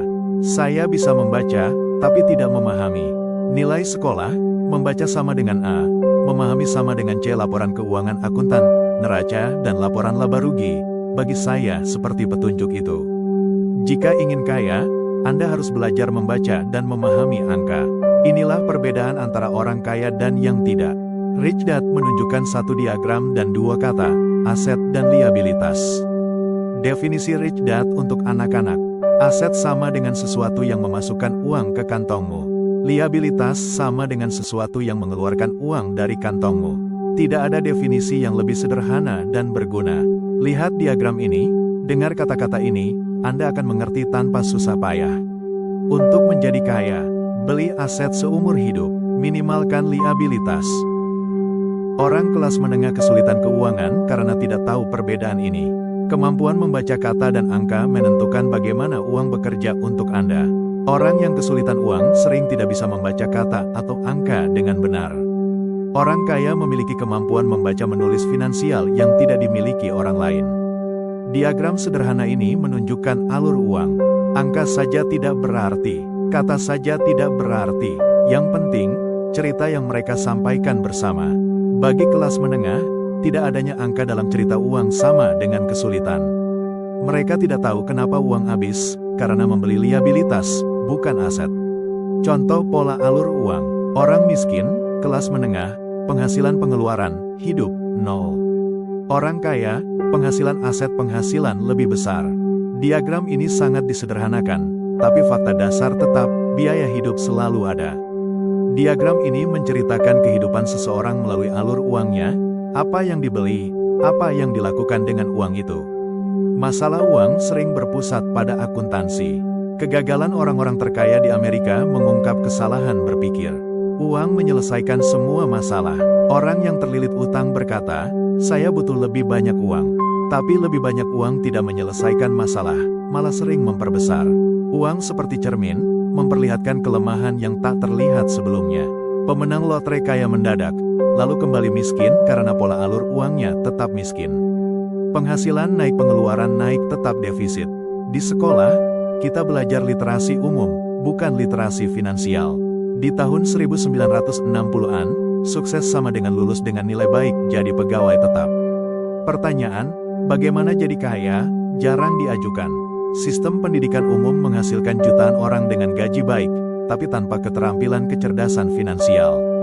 Mereka belajar cara menghasilkan uang, bukan cara mengendalikan uang. Tanpa tahu cara membuat uang bekerja untuk Anda, berapapun penghasilan sama dengan sia-sia. Orang rata-rata tidak paham cash flow, sehingga tidak tahu kemana uangnya pergi. Mereka bekerja keras, tapi tetap bekerja untuk memenuhi kebutuhan, karena tidak tahu cara membuat uang bekerja untuk mereka. Ketika mimpi kaya jadi mimpi buruk, pola hidup orang pekerja keras itu tetap. Pasangan muda berpendidikan tinggi menikah, tinggal di apartemen sewaan yang sempit. Mereka sadar hidup bersama lebih hemat, mulai menabung. Masalah, apartemen terlalu kecil. Mereka bermimpi punya rumah dan anak. Dua sumber penghasilan, keduanya bekerja keras. Penghasilan naik, pengeluaran naik. Pajak adalah pengeluaran terbesar. Kebanyakan orang pikir pajak penghasilan tertinggi. Di Amerika, pajak jaminan sosial plus Medicare sama dengan 15%, 7,5% dipotong gaji, 7,5% dibayar majikan. Anda tidak pernah melihat 7,5% itu, tapi tetap kena pajak penghasilan atasnya. Penghasilan naik, liabilitas naik. Contoh pasangan muda. Penghasilan naik, saatnya beli rumah impian. Beli rumah, pajak properti naik. Beli mobil baru, furnitur, peralatan rumah tangga. Tiba-tiba, kolom liabilitas penuh, kolom aset kosong. Mereka terjebak dalam rat race. Anak lahir bekerja lebih keras. Proses berulang, penghasilan naik, pajak progresif. Kartu kredit datang dipakai sampai limit sulit bayar. Peminjam telepon, kami nilai rumah Anda. Anda mampu bayar. Konsolidasi utang, mereka setuju. Ganti utang kartu kredit bunga tinggi dengan hipotek bunga rendah, perpanjang jadi 30 tahun. Bulanan turun, tampak cerdas.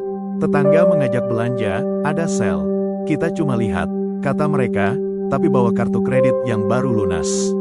Saya sering bertemu pasangan muda seperti ini. Nama berbeda, dilema keuangan sama. Mereka datang ke seminar, tanya, bagaimana cara menghasilkan lebih banyak uang? Mereka tidak sadar, kebiasaan konsumsi mereka yang ciptakan kebutuhan akan lebih banyak uang. Pilihan penggunaan uang yang jadi akar masalah. Kurangnya literasi finansial dan ketidakpahaman aset vs liabilitas. Lebih banyak uang selesai masalah. Masalah diselesaikan oleh kecerdasan. Teman saya bilang pada orang terlilit utang, kalau sudah jatuh ke lubang, berhenti menggali. Lihat cermin, kenali diri. Saat kecil, ayah saya bercerita tentang 3 kekuatan menurut Jepang kuno. Pedang sama dengan kekuatan senjata, Amerika habiskan miliaran dolar untuk militer. Jiwa sama dengan kekuatan uang, yang punya emas, buat aturan. Cermin sama dengan kekuatan mengenal diri, self-knowledge. Menurut tradisi Jepang, cermin adalah kekuatan terbesar. Orang yang kesulitan uang biasanya dikuasai oleh uang. Mereka bangun, bekerja keras, tapi tidak pernah bertanya, apakah ini benar? Terus begitu sama dengan memasang jebakan pada diri sendiri. Tanpa pemahaman uang, mereka menyerah pada kekuatan uang yang menindas. Jika pakai kekuatan cermin, mereka akan bertanya, apakah ini jalan yang benar? Tapi kebanyakan orang tidak percaya pada kebijaksanaan batin mereka. Mereka ikut orang lain. Diversifikasi risiko. Rumah adalah aset. Rumah adalah investasi terbesar. Berutang sama dengan penghematan pajak. Cari kerja aman. Jangan salah. Jangan ambil risiko. Mereka takut berbeda. Takut dikucilkan. Itulah sebabnya sulit mencari solusi baru. Ayah kandung saya, berpendidikan tinggi, berkata, orang Jepang paling menghargai kekuatan cermin. Karena hanya dengan cermin kita melihat kebenaran. Kebanyakan orang pilih jalan aman karena takut. Takut gagal, takut sendirian, takut dihakimi. Frasi seperti, rumah adalah aset, pinjam bunga rendah untuk lunasi utang bunga tinggi. Bekerja lebih keras, naik jabatan sama dengan selesai masalah. Suatu hari saya jadi kaya. Hemat uang, gaji naik, beli rumah lebih besar. Reksadana aman, barang ini habis, tapi ada retur. Ini jebakan. Banyak masalah uang muncul dari keinginan menyamai orang lain. Kadang kita harus lihat cermin, dengar suara hati, bukan takut. Mike dan saya, anak bermasalah di sekolah. Di usia 16 tahun, Mike dan saya hampir jadi anak nakal. Bukan nakal, tapi selalu terisolasi. Kami bekerja di perusahaan ayah Mike tiap akhir pekan. Setelah bekerja, kami duduk berjam-jam mendengarkan ayah Mike berbicara dengan bankir, pengacara, akuntan, broker saham, investor, manajer, dan karyawan. Orang ini keluar sekolah di usia 13 tahun, tapi memerintah orang-orang berpendidikan tinggi. Satu kata darinya, semua bergerak. Ia menolak jalan orang lain. Benci kata, tidak bisa. Katakan, kamu tidak bisa, ia akan lakukan apapun untuk membuktikan bisa. Dari mendengarkan itu, kami belajar lebih banyak daripada bertahun-tahun di sekolah. Ayah Mike tidak berpendidikan formal, tapi berpendidikan uang, itulah kunci suksesnya. Ia berkata, orang pintar mempekerjakan orang lebih pintar darinya. Itulah sebabnya kami belajar dari orang-orang pintar yang ia pekerjakan. Tapi akibatnya, kami tidak cocok dengan pola pikir sekolah. Guru bilang, nilai buruk sama dengan tidak sukses di masyarakat. Kami cemberut, ikuti prosedur. Kami sadar sekolah membunuh kreativitas. Kami mulai paham kenapa Rich Dad bilang, sekolah mendidik karyawan, bukan pengusaha. Kami tanya guru, pelajaran ini berguna di mana? Kenapa tidak ajarkan tentang uang? Jawaban biasa, uang bukan yang terpenting. Nilai baik sama dengan uang datang sendiri. Semakin tahu uang, kami semakin jauh dari guru dan teman. Ayah kandung saya tidak memaksa, belajar giat. Saya heran, tapi kami sering diskusi uang. Di usia 16, saya sudah lebih tahu uang daripada orang tua saya. Saya bisa baca laporan keuangan, paham bahasa akuntan, pengacara, bankir, broker properti, investor. Ayah saya hanya bicara dengan guru. Rumah bukan aset, tapi liabilitas.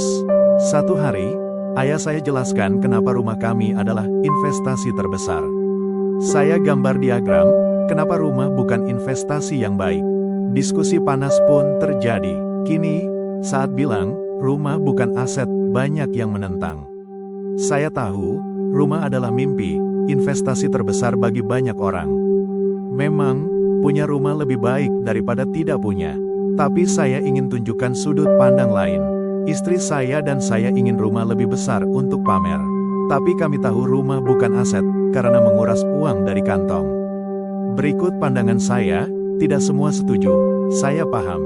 Kebanyakan orang bayar rumah seumur hidup ganti rumah pinjam 30 tahun lagi untuk rumah lebih besar.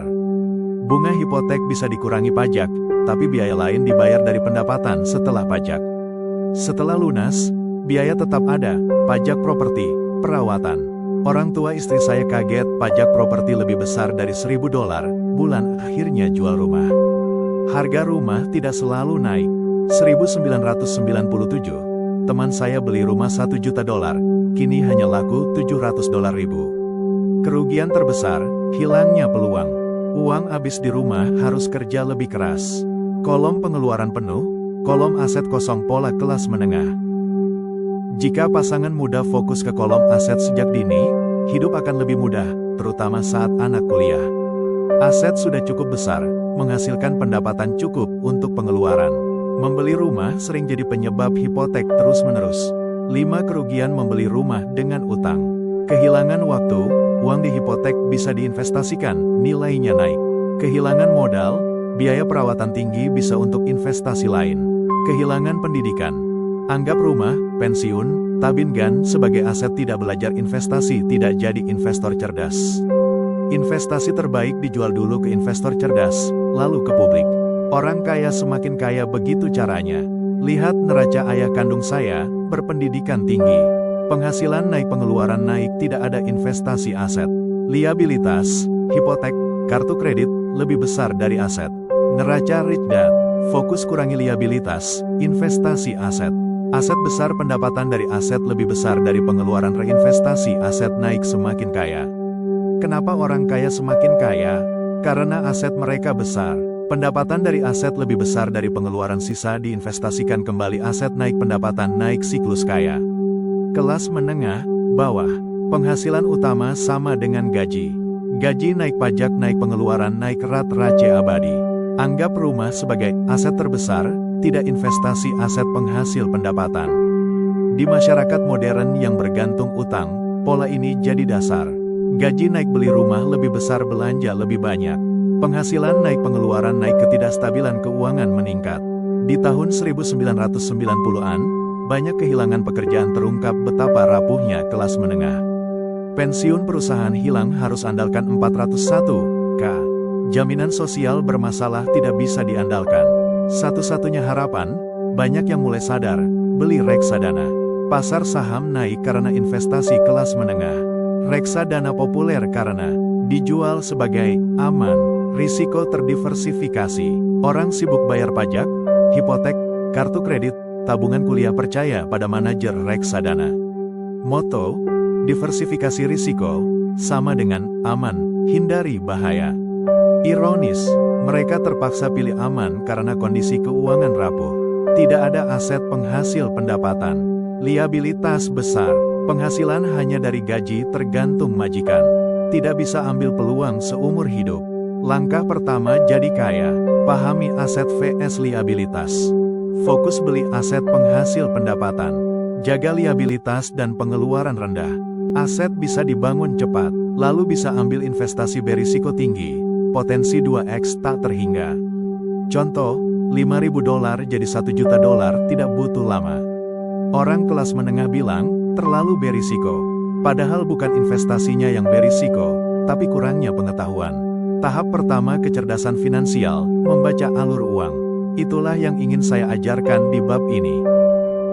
Cara mengukur kekayaan. Bekerja di perusahaan atau punya rumah sama dengan bekerja untuk orang lain. Untuk pemilik perusahaan, usaha Anda memperkaya mereka. Untuk pemerintah, pajak dipotong sebelum Anda lihat gaji. Rata-rata orang bekerja 5 bulan, tahun hanya untuk pajak. Untuk bank, hipotek plus kartu kredit sama dengan pengeluaran terbesar. Bekerja keras saja tidak cukup. Sebagian besar usaha Anda masuk kantong orang lain. Untuk usaha Anda jadi keuntungan Anda sendiri, Anda butuh bisnis milik sendiri. Kebanyakan orang tetap bekerja, tabung gaji, investasikan ke aset. Tapi bagaimana ukur keberhasilan? Kapan bisa bilang, saya kaya? Saya punya definisi kekayaan, dari Buckminster Fuller. Kekayaan sama dengan berapa hari Anda bisa bertahan jika hari ini berhenti bekerja. Bukan net worth, aset, liabilitas, karena banyak aset tidak menghasilkan uang, misal, barang di garasi. Menurut Fuller, kekayaan sama dengan perbandingan cash flow dari aset vs pengeluaran. Contoh, cash flow aset sama dengan $1.000 bulan. Pengeluaran sama dengan $2.000 bulan. Anda bisa bertahan 15 hari. Saat cash flow aset sama dengan $2.000 Anda mencapai kekayaan. Tapi belum kaya. Anda hanya tidak bergantung gaji. Langkah berikutnya, sisa cash flow reinvestasi ke aset. Aset naik, cash flow naik, semakin kaya tanpa bekerja fisik. Proses reinvestasi ini seperti ban berjalan menuju kekayaan. Orang kaya tidak pernah bilang, cukup. 3 hal yang harus diingat. Orang kelas menengah beli liabilitas, pikir itu aset. Untuk punya bisnis sendiri, dengar pendiri McDonald's, lanjutan akan disediakan sesuai permintaan. Berikut adalah terjemahan lengkap teks yang diberikan ke dalam bahasa Indonesia, dengan mempertahankan struktur, nada, dan gaya penulisan asli sebisa mungkin. Ajaran keempat, dirikan perusahaan untuk menghemat pajak. Pajak pada dasarnya adalah untuk orang miskin. Saya masih ingat dengan jelas, saat kecil, saya mendengar cerita tentang Robin Hood dan anak buahnya di sekolah. Guru yang bercerita berkata, dia merampok orang kaya dan membagikannya kepada orang miskin. Saya menganggap cerita Robin Hood seperti film pahlawan yang diperankan Kevin Costner, cerita yang mendebarkan. Tapi menurut ayah kaya, Robin Hood bukan pahlawan, melainkan pencuri biasa. Cerita Robin Hood memang sudah lama, tapi masih banyak orang yang menganggapnya pahlawan. Mengapa orang kaya tidak bayar pajak? Orang kaya harus bayar lebih banyak pajak untuk membantu orang yang kesulitan. Mereka semua adalah pengikut Robin Hood. Bagi kelas menengah ke bawah, pajak adalah sumber sakit kepala terbesar. Ini berasal dari pemikiran ala Robin Hood, mengambil uang dari orang kaya untuk diberikan kepada orang miskin. Artinya, kelas menengah yang dikenai pajak berat karena idealisme Robin Hood ini. Orang kaya tidak dikenai pajak. Yang benar-benar membayar pajak untuk orang miskin adalah kelas menengah, terutama mereka yang berpendidikan tinggi dan berpenghasilan besar. Sejarah pajak. Mengapa bisa begitu? Untuk memahaminya, kita harus menengok sejarah. Ayah saya adalah ahli sejarah pendidikan dengan pendidikan tinggi, sedangkan ayah kaya belajar sendiri tentang sejarah pajak. Ayah kaya memberitahu Mike dan saya bahwa Amerika dan Inggris awalnya tidak memiliki pajak. Namun, pajak sementara dikenakan untuk perang. Saat itu, raja atau presiden mengeluarkan perintah agar rakyat menyumbang sedikit uang. Misalnya, di Inggris, pajak dikenakan antara tahun 1799 sampai tahun 1816 untuk perang melawan Napoleon. Di Amerika, pajak dikenakan antara tahun 1861 sampai tahun 1865 untuk perang saudara. Di Inggris, pajak penghasilan tahunan mulai dikenakan pada 1874. Di Amerika, ini dimulai pada 1913 dengan amandemen ke-16 Konstitusi AS. Rakyat Amerika pernah menentang pajak dengan keras. Peristiwa Boston Tea Party, pemicu perang kemerdekaan, disebabkan oleh pajak teh yang terlalu tinggi. Baik di Amerika maupun Inggris, butuh 50 tahun untuk membuat pajak penghasilan tahunan diterima. Menghafal tahun-tahun ini penting, tapi ada yang lebih penting, saat pajak penghasilan diperkenalkan, hanya orang kaya yang menjadi sasaran. Itulah yang ingin ayah kaya ajarkan kepada Mike dan saya. Pajak diterima masyarakat karena pemerintah meyakinkan kelas menengah ke bawah bahwa pajak adalah untuk menghukum orang kaya. Mayoritas rakyat mendukung undang-undang pajak karena alasan ini. Tapi, pajak yang awalnya untuk menghukum orang kaya justru menghukum mereka yang mendukungnya, kelas menengah dan bawah. Begitu pemerintah merasakan manisnya uang, nafsu mereka tak terbendung. Ayah kaya menjelaskan begitu. Perbedaan ayah miskin dan ayah kaya. Ayahmu dan saya berlawanan. Ayahmu birokrat yang bekerja untuk pemerintah, saya kapitalis. Kami berdua digaji, tapi penilaian kinerja kami sangat berbeda. Ayahmu digaji untuk membelanjakan uang dan mempekerjakan orang. Semakin banyak uang yang dibelanjakan dan orang yang dipekerjakan, organisasinya semakin besar. Di pemerintah, semakin besar organisasi, semakin tinggi penghargaan bagi yang berkontribusi. Sebaliknya, di organisasi saya, semakin sedikit orang yang dipekerjakan dan uang yang dibelanjakan, semakin tinggi penilaian investor. Saya tidak suka jadi pegawai pemerintah karena perbedaan ini. Pemerintah punya tujuan berbeda dari dunia bisnis. Semakin besar pemerintah, semakin banyak pajak yang dibutuhkan untuk mempertahankannya. Ayah saya, yang berpendidikan tinggi, percaya pemerintah membantu rakyat. Ia mengagumi John F. Kennedy dan ide Korps Perdamaiannya. Bersama ibu, ia bekerja untuk pelatihan Korps Perdamaian dan pergi ke Malaysia, Thailand, dan Filipina. Baik di Dinas Pendidikan Negara Bagian maupun Korps Perdamaian, ayah selalu berjuang untuk anggaran lebih besar agar bisa mempekerjakan lebih banyak orang. Itu pekerjaannya. Sejak usia 10 tahun, saya mendengar ayah kaya berkata, orang pemerintah adalah pencuri pemalas, dan ayah miskin berkata, orang kaya adalah penipu serakah. Mereka harus bayar lebih banyak pajak. Kedua pendapat itu punya dasar. Bekerja untuk kapitalis terkaya di kota, lalu pulang ke rumah dengan ayah yang pejabat pemerintah, cukup sulit bagi saya saat itu. Sulit menentukan siapa yang benar. Orang kaya menggunakan perusahaan untuk melindungi diri. Dari sejarah pajak, kita melihat sisi menarik. Pajak bisa disahkan karena masyarakat percaya ide Robin Hood, ambil dari orang kaya, beri ke orang lain. Tanpa itu, dukungan masyarakat tak akan ada. Masalahnya, begitu pemerintah kecanduan uang, mereka mulai mengenakan pajak pada kelas menengah, lalu memperluas cakupan pajak secara bertahap. Sementara itu, orang kaya menemukan peluang menguntungkan. Seperti yang saya katakan sebelumnya, orang kaya tidak bermain dengan aturan yang sama seperti kelas menengah ke bawah. Mereka paham perusahaan, yang mulai populer sejak era pelayaran. Orang kaya menciptakan perusahaan untuk membatasi risiko pelayaran pada dana yang diinvestasikan. Mereka menginvestasikan uang ke perusahaan, yang lalu mempekerjakan pelaut untuk mencari harta di dunia baru. Jika kapal hilang, pelaut kehilangan nyawa, tapi kerugian orang kaya hanya sebatas investasi mereka. Pengetahuan tentang kekuatan perusahaan sebagai entitas hukum adalah yang membedakan orang kaya dari kelas menengah ke bawah, dan menempatkan orang kaya di posisi yang jauh lebih menguntungkan. Belajar dari dua ayah, sosialis dan kapitalis, saya sejak dini menyadari bahwa pemikiran kapitalis lebih masuk akal soal uang. Menurut saya, sosialis kurang pendidikan soal uang, sehingga akhirnya mencekik diri sendiri. Mereka berteriak, ambil dari orang kaya, tapi orang kaya selalu menemukan cara untuk mengakali. Itulah mengapa kelas menengah yang akhirnya diperas pajaknya. Orang kaya mengalahkan mereka yang hanya pintar di sekolah. Alasan orang kaya bisa melakukannya hanya satu, mereka menguasai kekuatan uang yang tidak diajarkan di sekolah. Pengeluaran pemerintah dan rantai pajak. Sekarang, saya akan ceritakan bagaimana mereka mengakali orang-orang berpendidikan tinggi. Ketika pajak disahkan dengan dalih, ambil dari orang kaya, uang mengalir ke pemerintah. Awalnya semua puas, tapi kenyataannya, pajak mengalir ke pegawai pemerintah dalam bentuk gaji dan pensiun, serta ke orang kaya melalui kontrak pemerintah untuk perusahaan mereka. Pemerintah jadi wadah uang raksasa. Masalahnya adalah cara pengelolaan uang tahunan. Pemerintah tidak punya sistem untuk menggunakan kembali anggaran yang tersisa. Kebijakan mereka adalah tidak menyisakan uang. Jika Anda birokrat dan tidak menghabiskan anggaran, tahun berikutnya anggaran bisa dipotong, dan Anda dianggap tidak kompeten.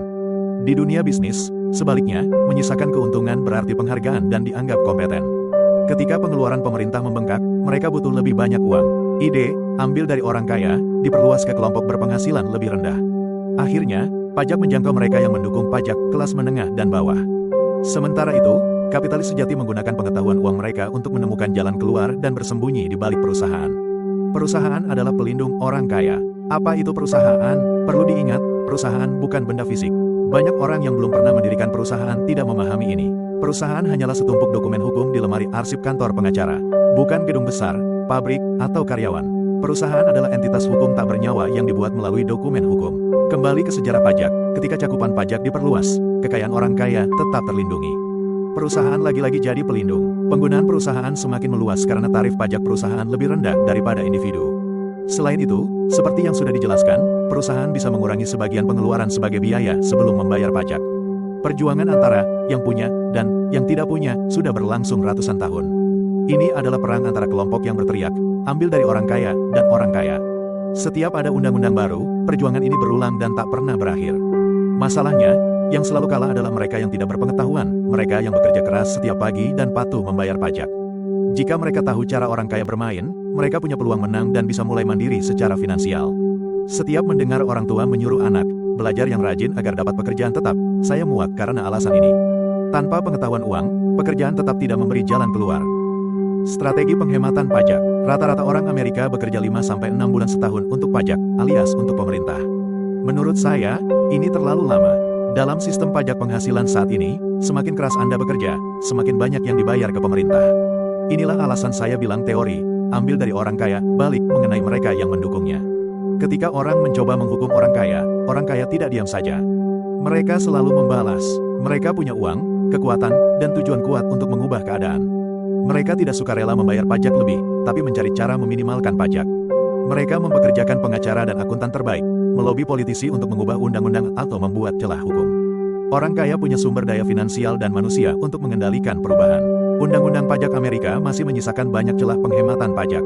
Sebagian besar bisa digunakan siapa saja, kaya atau miskin. Tapi yang menemukan dan memanfaatkannya biasanya orang kaya, karena mereka selalu memprioritaskan bisnis. Misalnya, Pasal 1031 Kode Pendapatan Internal, dikenal sebagai 1031, memungkinkan Anda menunda pembayaran pajak capital gain saat menjual properti dan membeli properti lain yang lebih mahal. Properti adalah salah satu investasi yang mendukung penghematan pajak besar. Dengan undang-undang ini, selama Anda terus menukar ke properti lebih mahal, Anda tidak perlu membayar pajak atas keuntungan dari properti awal hingga menjualnya untuk uang tunai. Mereka yang tidak memanfaatkan celah hukum ini kehilangan peluang besar untuk membangun kekayaan. Kelas menengah ke bawah tidak punya sumber daya seperti orang kaya. Mereka hanya diam saat pemerintah menyedot darah mereka dengan jarum suntik. Menurut saya, terlalu banyak orang yang membayar pajak berlebih hanya karena pemerintah kuat, atau karena tidak memanfaatkan pengurangan yang cukup. Saya tahu betul betapa kejam dan tak kenal ampun penagihan pajak. Banyak teman saya terpaksa menutup perusahaan karena tidak bisa bayar pajak, padahal kemudian terbukti itu kesalahan kantor pajak.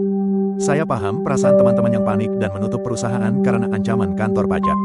Bekerja dari Januari hingga pertengahan Mei hanya untuk pajak terlalu mahal untuk ditukar dengan penghinaan seperti itu. Ayah miskin tidak pernah melawan perlakuan pemerintah. Ayah kaya juga tidak. Ayah kaya hanya bermain lebih cerdas. Caranya, perusahaan. Inilah rahasia terbesar menjadi kaya. Tidak tahu hukum bisa mahal. Ajaran pertama ayah kaya yang masih segar di ingatan Anda adalah, orang kaya tidak bekerja untuk uang. Saat itu, saya berusia 9 tahun. Saat bicara dengan ayah kaya, saya harus duduk diam menunggu giliran. Seringkali saya duduk di kursi kantor, menunggu ayah kaya memilih saya. Ia sengaja mengabaikan saya untuk menunjukkan kekuatannya, agar saya menginginkannya. Selama bertahun-tahun mengajari saya, ayah kaya selalu berkata, pengetahuan adalah kekuatan. Bersama uang, Anda mendapat kekuatan besar. Tapi untuk mempertahankan dan menggandakannya, Anda butuh pengetahuan yang tepat. Tanpa itu, hidup hanya didorong kemana-mana. Ayah kaya selalu bilang pada Mike dan saya, pengganggu terbesar bukan bos atau atasan, tapi kantor pajak. Jika diam, mereka akan ambil sebanyak mungkin. Ajaran pertama, bukan bekerja untuk uang, tapi buat uang bekerja untuk Anda, sebenarnya soal kekuatan. Jika bekerja untuk uang, kekuatan ada di tangan majikan. Jika uang bekerja untuk Anda, kekuatan ada di tangan Anda, dan Anda bebas menggunakannya. Setelah mengajarkan kekuatan uang kepada Mike dan saya, ayah kaya ingin kami cerdas soal uang agar tidak diganggu pengganggu. Caranya, pahami hukum dan cara kerja sistem. Tanpa pengetahuan, Anda jadi sasaran empuk. Jika tahu apa yang Anda lakukan, Anda punya peluang bertarung. Itulah mengapa ayah kaya membayar mahal untuk akuntan dan pengacara terbaik. Biayanya lebih murah daripada pajak yang harus dibayar tanpanya. Dari sekian banyak pelajaran ayah kaya, yang paling membantu saya adalah, semakin cerdas, semakin sedikit Anda didorong hidup. Saya selalu memegang ajaran ini. Ada dua alasan ayah kaya paham hukum. Pertama, ia disiplin mematuhi hukum. Kedua, ia tahu, tidak tahu hukum itu mahal. Jika tahu Anda benar, jangan takut melawan, kata ayah kaya. Jika tahu Anda melakukan yang benar, lawan Robin Hood dan anak buahnya pun tidak perlu takut. Dolar tempat penyisipan musik dolar. Ayah saya yang berpendidikan tinggi selalu menyuruh saya mencari pekerjaan bagus di perusahaan stabil. Ia bilang bekerja keras dan naik pangkat itu hebat. Ia tidak tahu bahwa mengandalkan gaji dari majikan seperti sapi perah yang menunggu di peras. Ketika ayah kaya mendengar nasihat ayah miskin dari saya, ia hanya tersenyum dan berkata, kenapa tidak punya perusahaan sendiri? Kata-kata ayah kaya tentang memiliki perusahaan sendiri, tidak saya pahami saat kecil. Itu terasa mustahil dan sombong. Memang menarik, tapi saya yang masih anak-anak tidak bisa membayangkan orang dewasa bekerja untuk perusahaan saya. Tanpa ayah kaya, mungkin saya akan ikut nasihat ayah miskin tanpa ragu. Karena ayah kaya terus mengulang ide, memiliki perusahaan sendiri, saya bertahan dengan pemikiran itu dan menempuh jalan berbeda. Saat berusia 15 atau 16 tahun, saya sudah yakin tidak akan mengikuti jalan yang disarankan ayah berpendidikan tinggi. Saya belum tahu caranya, tapi saya bertekad tidak mengikuti jalan yang ditempuh teman-teman sekelas. Tekad ini mengubah hidup saya. Dirikan perusahaan dan punya bisnis, makna kata-kata ayah kaya baru saya pahami di usia pertengahan 20-an. Saat itu, saya keluar dari Korps Marinir dan mulai bekerja di Xerox. Gaji cukup besar, tapi setiap melihat slip gaji, saya kecewa. Potongannya sangat banyak, dan semakin keras bekerja, potongan semakin besar. Ketika saya semakin mahir, atasan menawarkan promosi dan kenaikan gaji. Saya senang kemampuan saya diakui, tapi saya mendengar bisikan ayah kaya, untuk siapa kamu bekerja? Siapa yang kamu buat kaya? Pada 1974, saat masih di Xerox, saya mendirikan perusahaan pertama dan mulai memiliki bisnis sendiri, seperti kata ayah kaya. Kolom aset saya sudah berisi beberapa aset. Saat itu, saya bertekad, saya akan fokus meningkatkan aset ini. Melihat slip gaji penuh potongan setiap bulan, saya semakin paham kata-kata ayah kaya. Saya bisa melihat masa depan jika mengikuti nasihat ayah berpendidikan tinggi. Banyak orang yang mempekerjakan orang lain takut menyarankan karyawan punya bisnis sendiri karena khawatir merugikan bisnis mereka. Mungkin benar dalam beberapa kasus, tapi bagi saya, fokus membangun aset dan bisnis sendiri justru membuat saya karyawan yang lebih baik. Saya punya tujuan. Saya bekerja keras di pagi hari untuk menabung investasi properti. Saat itu, Hawaii mulai makmur, peluang menghasilkan uang bertebaran. Ketika jelas ekonomi sedang naik, saya bekerja lebih keras, menjual mesin fotokopi seperti gila. Gaji naik, tapi potongan juga bertambah. Saya tidak menyerah. Saya ingin keluar dari perangkap bekerja untuk perusahaan, jadi saya bekerja keras untuk menabung. Dolar tempat penyisipan musik dolar. Pada 1978, saya masuk peringkat 5 besar penjualan, bahkan beberapa kali jadi nomor 1. Ini karena keinginan kuat keluar dari perlombaan tikus. Kurang dari 3 tahun, pendapatan dari perusahaan kecil saya, perusahaan kepemilikan properti, melebihi gaji Xerox. Pendapatan di kolom aset perusahaan ini adalah hasil uang bekerja untuk saya, bukan dari menjual mesin fotokopi. Saat itu, makna ajaran ayah kaya semakin jelas. Tak lama kemudian, arus kas dari properti memungkinkan saya membeli Porsche atas nama perusahaan. Rekan di Xerox mengira saya menghabiskan komisi penjualan, padahal tidak. Saya menginvestasikan gaji untuk aset. Uang saya bekerja keras menghasilkan lebih banyak uang. Aset di kolom aset seperti karyawan hebat, merekrut lebih banyak karyawan, dan menggunakan biaya yang bisa dikurangi sebelum pajak untuk membeli Porsche baru untuk bos. Sementara itu, saya semakin giat di Xerox. Rencana berjalan lancar, terbukti dengan Porsche. Kecerdasan finansial. Berkat ajaran ayah kaya, saya bisa keluar dari perangkap perlombaan tikus yang menjebak karyawan biasa di usia muda. Ini mungkin karena pengetahuan uang yang saya dapat dari ayah kaya. Saya menyebut pengetahuan ini sebagai IQ finansial. Tampaknya, jalan menuju kemandirian finansial akan jauh lebih sulit. Sekarang, saya mengajar soal uang melalui seminar karena ingin berbagi pengetahuan ini. Di seminar, saya selalu menjelaskan bahwa IQ finansial terdiri dari 4 bidang keahlian teknis. Kemampuan akuntansi, saya menyebutnya literasi finansial. Ini keahlian esensial bagi yang ingin membangun kerajaan. Semakin banyak uang yang ditangani, semakin dibutuhkan ketelitian. Tanpa itu, kerajaan akan runtuh. Ini melibatkan otak kiri, kemampuan memperhatikan detail. Secara spesifik, ini adalah kemampuan membaca dan memahami laporan keuangan seperti neraca dan laporan laba rugi. Dengan ini, Anda bisa melihat kekuatan dan kelemahan bisnis apapun. Kemampuan investasi. Investasi adalah ilmu membuat uang menghasilkan uang. Ini butuh strategi dan metode. Keahlian ini melibatkan otak kanan, kreativitas. Pemahaman pasar. Ini adalah dinamika permintaan dan penawaran. Memahami pasar butuh pemahaman aspek teknis dan emosional manusia. Contoh aspek emosional adalah boneka Elmo yang meledak penjualannya pada Natal 1996. Faktor lain adalah insting investasi, kemampuan merasakan apakah saat ini tepat untuk berinvestasi berdasarkan kondisi pasar. Dolar contoh spesifik boneka Elmo dolar. Banyak orang dewasa berpikir konsep investasi dan pasar terlalu sulit untuk anak-anak, tapi mereka melewatkan fakta bahwa anak-anak secara intuitif memahami investasi dan pasar. Bagi yang belum tahu, boneka Elmo adalah mainan berdasarkan karakter acara TV anak Sesame Street. Boneka ini meledak popularitasnya menjelang Natal tahun itu. Semua anak menginginkannya dan menempatkannya di urutan teratas daftar hadiah Natal. Banyak orang tua curiga produsen sengaja menunda pengiriman sambil terus beriklan untuk memicu hasrat anak-anak, menciptakan kelangkaan. Ketika stok habis di toko, orang tua panik dan muncul penjual ulang dengan harga premium. Orang tua yang tidak kebagian terpaksa membeli mainan lain. Popularitas Elmo yang luar biasa ini sulit dipahami, tapi jadi contoh bagus dinamika permintaan dan penawaran. Fenomena serupa terjadi di pasar saham, obligasi, properti, atau kartu baseball. Kemampuan hukum, mengemas keahlian akuntansi, investasi, dan pasar dalam cangkang perusahaan sangat membantu mempercepat pertumbuhan aset. Pengetahuan tentang keuntungan pajak dan perlindungan perusahaan memungkinkan orang kaya lebih cepat daripada karyawan atau pemilik usaha kecil. Perbedaannya seperti jalan kaki dan terbang. Dalam jangka panjang, perbedaan ini sangat besar. Keuntungan pajak dan perlindungan perusahaan akan dijelaskan lebih lanjut. Bagaimana memanfaatkan hukum dengan perusahaan. Keuntungan pajak. Ada banyak hal yang bisa dilakukan perusahaan tapi tidak oleh individu. Misalnya, membayar biaya sebelum pajak dari pendapatan. Pengetahuan pajak sangat menarik dan penuh kejutan, tapi Anda tidak perlu tahu semuanya kecuali aset atau bisnis Anda sangat besar. Karyawan membayar pajak dari pendapatan, lalu hidup dengan sisa uang. Perusahaan membayar biaya dari pendapatan, lalu membayar pajak dari sisa uang. Ini adalah celah hukum terbesar yang dimanfaatkan orang kaya. Caranya sederhana dan tidak butuh banyak uang jika Anda punya investasi dengan arus kas memadai. Contoh keuntungan mendirikan perusahaan, mengadakan rapat eksekutif di Hawaii sekaligus liburan, biayanya jadi pengeluaran perusahaan. Pembelian mobil perusahaan, asuransi, perbaikan, juga biaya perusahaan. Keanggotaan klub olahraga, makan di restoran untuk rapat atau jamuan, semuanya bisa jadi biaya perusahaan. Banyak pengeluaran lain yang bisa dikurangi secara sah sebelum membayar pajak. Melindungi diri dari gugatan. Amerika adalah masyarakat litigasius. Semua orang suka menggugat. Orang kaya menggunakan perusahaan dan perwalian untuk melindungi aset dari kreditur. Jadi, meski digugat, mereka terlindungi berlapis-lapis, seringkali sia-sia. Anda hanya tahu mereka kaya tapi tidak punya apa-apa. Orang kaya mengendalikan segalanya tapi tidak memiliki apapun.